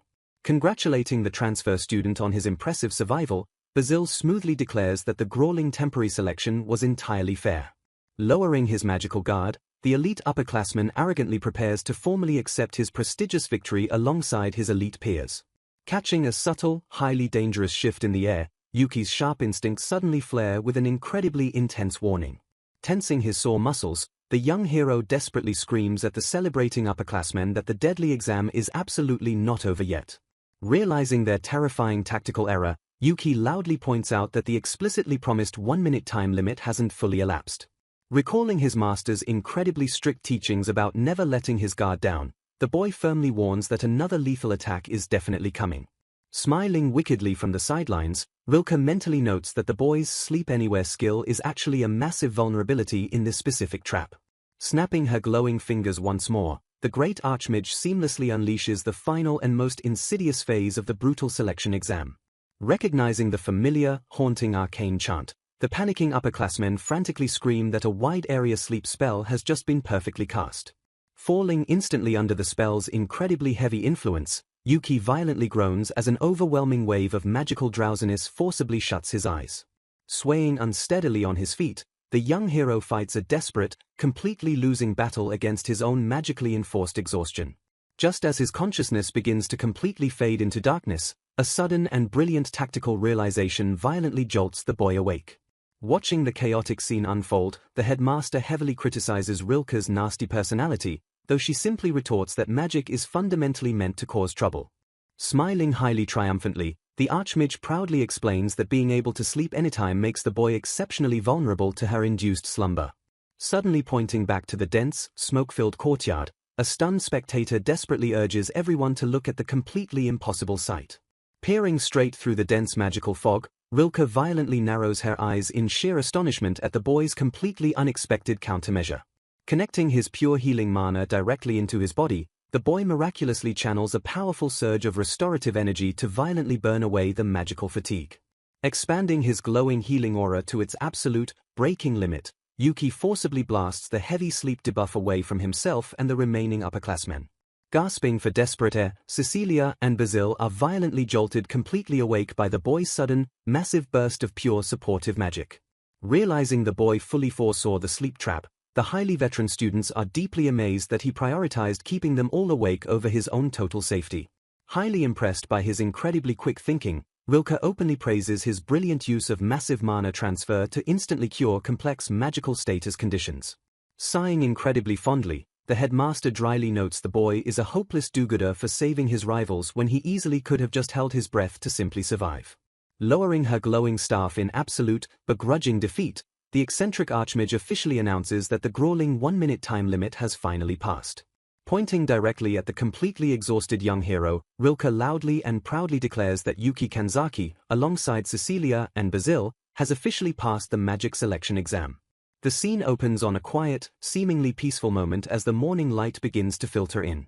Yuki lets out a long, dramatic yawn as he finally begins to stir from his deep slumber. Greeting his loyal companion, he wakes up to Pochi's cheerful bark confirming the boy is fully conscious. Suddenly, a wave of profound confusion washes over him as he pauses to assess his surroundings. Looking around the completely unfamiliar room, he wonders aloud where he could possibly be. Recalling the grueling selection exam, he pieces together that he was subjected to a powerful sleep spell. He remembers trying desperately to shake off the heavy drowsiness alongside his two companions but draws a total blank on what happened next. Gnawing anxiety quickly creeps in as he worries about the final results of the crucial test. Interrupting his racing thoughts, Christoph formally greets the newly awakened boy with a gentle smile. When Yuki asks for his location, Christoph explains they are currently in their shared room within the academy dormitory. The older student reveals he took the liberty of assigning them together to ease any lingering unease, momentarily surprising Yuki. Christoph briefly worries he overstepped his bounds, but Yuki quickly assures him he is genuinely thrilled by the arrangement. Absolute shock hits Yuki when Christoph admits his deep worry over the boy sleeping for 3 entire days following the exam. Panicking at the massive loss of time, Yuki immediately demands to know the outcome of his test. Brushing off Yuki's panicked doubts about sleeping through the evaluation, Christoph smoothly confirms his passing grade. Utterly stunned by the unexpected revelation, Yuki gasps in sheer, wide-eyed disbelief. Christoph warmly praises the boy's noble spirit, heavily commending his admirable refusal to abandon others during the dangerous trial. When Yuki anxiously inquires about his two companions, he breathes a sigh of relief hearing they both passed as well. With a massive weight finally lifted off his shoulders, Yuki eagerly prepares to get ready for the academy. Slipping into his crisp new attire, he meticulously adjusts the collar of his prestigious academy uniform. Observing the final fitting, Christoph nods approvingly and notes that the sleek uniform suits him perfectly.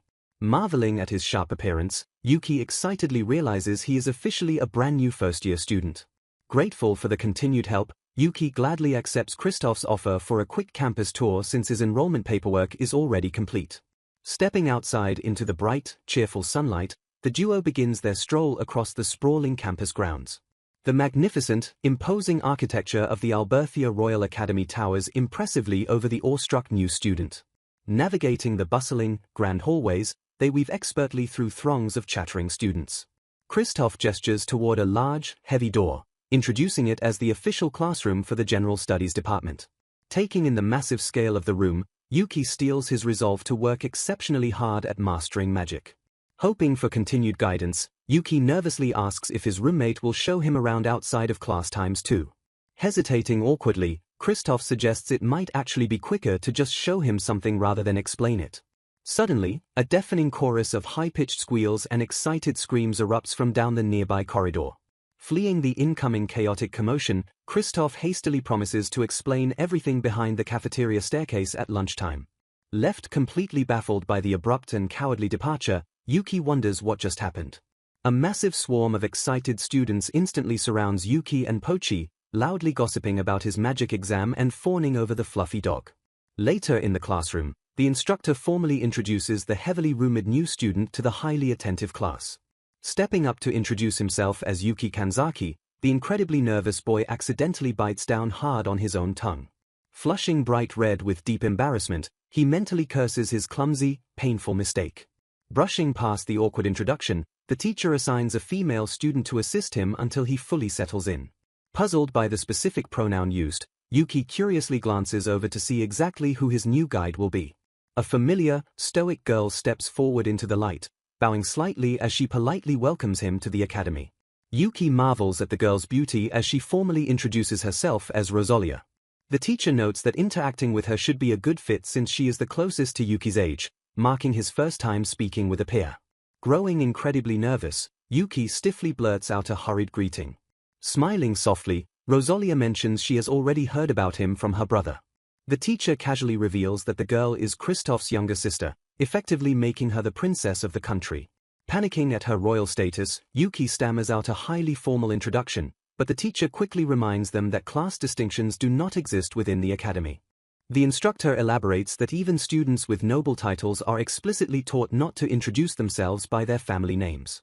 He firmly declares his absolute expectation for his students to respect each other's unique traits above all else. Nodding in understanding, Yuki regains his composure and turns his attention back to the princess. Stepping forward, he confidently extends his hand toward her in a welcoming gesture. Dropping the rigid formalities, he greets Rosalia warmly and casually. Bewildered by the action, the sheltered princess stares blankly at his outstretched hand and asks what it means. Blushing slightly, Yuki explains that a simple handshake is a universal sign of friendship. Rosalia gazes at his hand, her eyes widening as she slowly processes the unfamiliar concept of casual camaraderie. She quietly murmurs the word to herself, clearly moved by the prospect of genuine friendship. Reaching out timidly, she gently grasps his hand to complete the handshake. The instructor watches the heartwarming interaction unfold with quiet, satisfied approval. Later during class, the teacher calls on Yuki to solve a mathematical equation written on the chalkboard. The boy swiftly and effortlessly writes out the correct answer to the basic multiplication problem. Impressed by his speed, the teacher highly praises his accurate response. A loud school bell suddenly chimes, signaling the end of the instructional period. Approaching his desk, Rosalia warmly commends Yuki for his splendid academic performance. Yuki nervously laughs off the compliment, but she insists he shouldn't be modest after solving such a difficult question so smoothly. Expressing her deep amazement, she notes that he possesses outstanding academic intellect alongside his formidable physical and magical talents. Mentally reflecting on his past life, Yuki amusingly credits his college degree and Japan's compulsory education system as his true cheat powers. A sudden noise interrupts his inner thoughts, immediately drawing his attention outward. Pointing toward a distant commotion, Rosalia observes that a large, screaming crowd is gathering near the cafeteria area. Hearing the location instantly triggers Yuki's memory of Kristoff promising to wait behind the cafeteria staircase at lunchtime. Realizing he is late, Yuki jumps up in a panic as he remembers his promise to the older student. Meanwhile, a massive mob of swooning girls aggressively swarms Prince Kristoff, eagerly begging for his advice on their assignments. Arriving at the scene, Yuki is absolutely stunned by the deafening crowd of admirers surrounding his friend. Unfazed by the utter chaos, Rosalia dryly comments that it is always easy to find her brother due to his persistent fan club. Spotting the overwhelmed prince waving desperately for help, Yuki finally understands why Kristoff needed a favor and decides to mount a rescue. Bolting straight into the thick crowd, Yuki loudly shouts Kristoff's name to cut through the endless chatter. Grabbing the prince's arm, he dramatically declares that he is starving in order to create a distraction. Seizing the perfect excuse, Kristoff politely pardons himself from the disappointed girls by claiming he has prior lunch plans with his roommate. Dragging the prince to safety, Yuki brushes off Kristoff's immense gratitude and urges him to hurry up so they can eat. Suddenly spotting his sister nearby, Kristoff halts in genuine surprise as Rosalia formally greets him. She calmly explains she is acting as Yuki's caretaker and notes how incredibly rare it is to see the prince visiting the cafeteria. Acknowledging that royals typically dine separately, she humbly requests to join them for lunch, earning a quick and happy approval from her relieved brother. Flustered, Rosalia vehemently denies any hidden meaning, stammering that she is just glad since she usually sticks strictly to protocol. Clasping her hands together, she brightly declares her excitement over finally becoming Yuki's friend. Hearing this, Yuki tilts his head in mild confusion, utterly bewildered by her intense emotional reaction.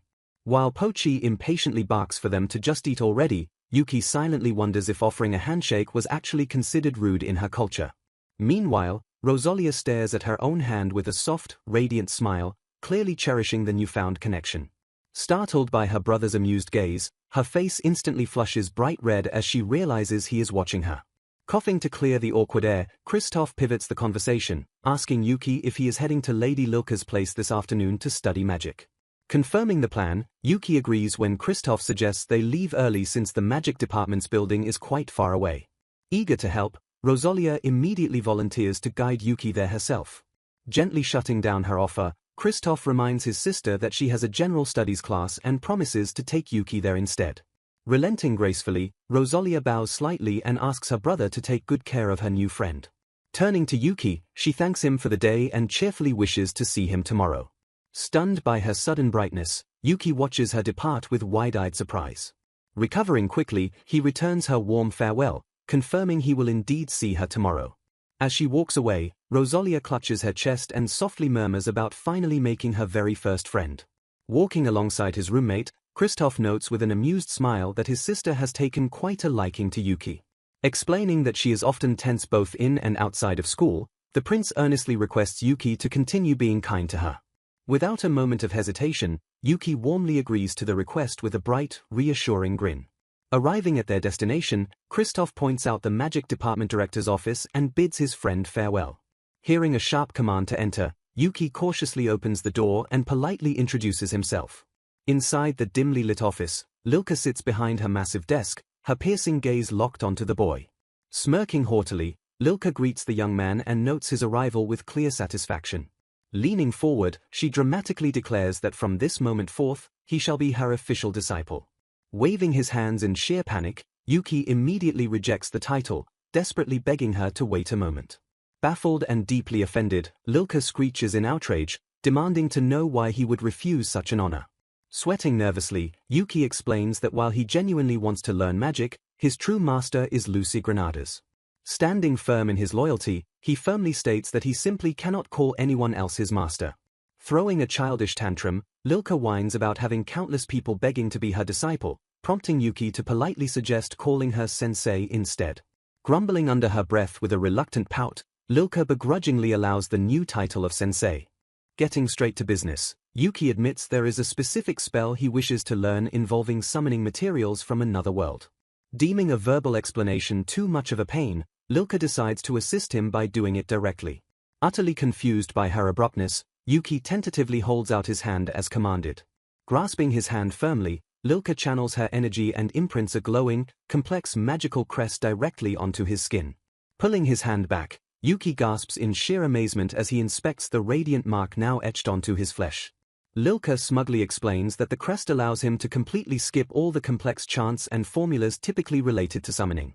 When Yuki asks how to actually perform the spell, Lilka vaguely replies that it is all about feeling it. Blanking completely at her unhelpful instruction, Yuki stares at her in absolute disbelief. Sticking her chest out proudly, Lilka admits she has never actually taught anyone magic before, boldly claiming that students simply grow on their own. Slumping over in utter defeat, Yuki realizes his new magical instructor is completely incompetent at teaching. Attempting to clarify, Lilka reminds him to just use his imagination, pointing out that he successfully created his own defensive spell during the exam. Gazing intently at his marked hand, Yuki mutters the word imagination as he tries to process the vague advice. Elaborating slightly, Lilka instructs him to clearly envision the phenomenon or result he wishes to draw in, noting that a vivid imagination strengthens the magic. Scratching his head, Yuki awkwardly admits that he kind of understands her point, but also really does not.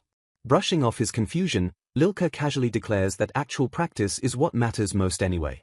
Suddenly, a polite knock interrupts their lesson, and a girl named Cecilia formally announces her presence before Lilka grants her entry. Deep in concentration, Yuki ignores the distraction, muttering to himself as he tries to recall the mental image he used to heal a previous burn. Bursting into the room with alarming speed, Cecilia accidentally collides hard with Yuki, sending them both tumbling. Scrambling frantically, Cecilia profusely apologizes for the collision, wildly claiming she completely failed to see him standing there. Recognizing her immediately, Yuki excitedly points out that they took the entrance exam together. Ignoring his cheerful greeting, Cecilia turns entirely serious and requests a private discussion with him. Pointing directly at Yuki, her intense gaze leaves the boy utterly bewildered by the sudden demand. Without warning, Pochi lunges forward with a vicious bark, startling Cecilia into a terrified scream. Snarling aggressively, the hound bares his teeth, loudly warning his master about the foul scent of miasma clinging to the girl. Startled by Pochi's violent reaction, Yuki frantically yells at his loyal dog to back down. Recovering her composure, Cecilia slowly unbuttons her collar, grimly stating that she came specifically about this issue. Staring in pure horror at her exposed chest, Yuki screams in terror at the grotesque, spreading affliction blighting her skin.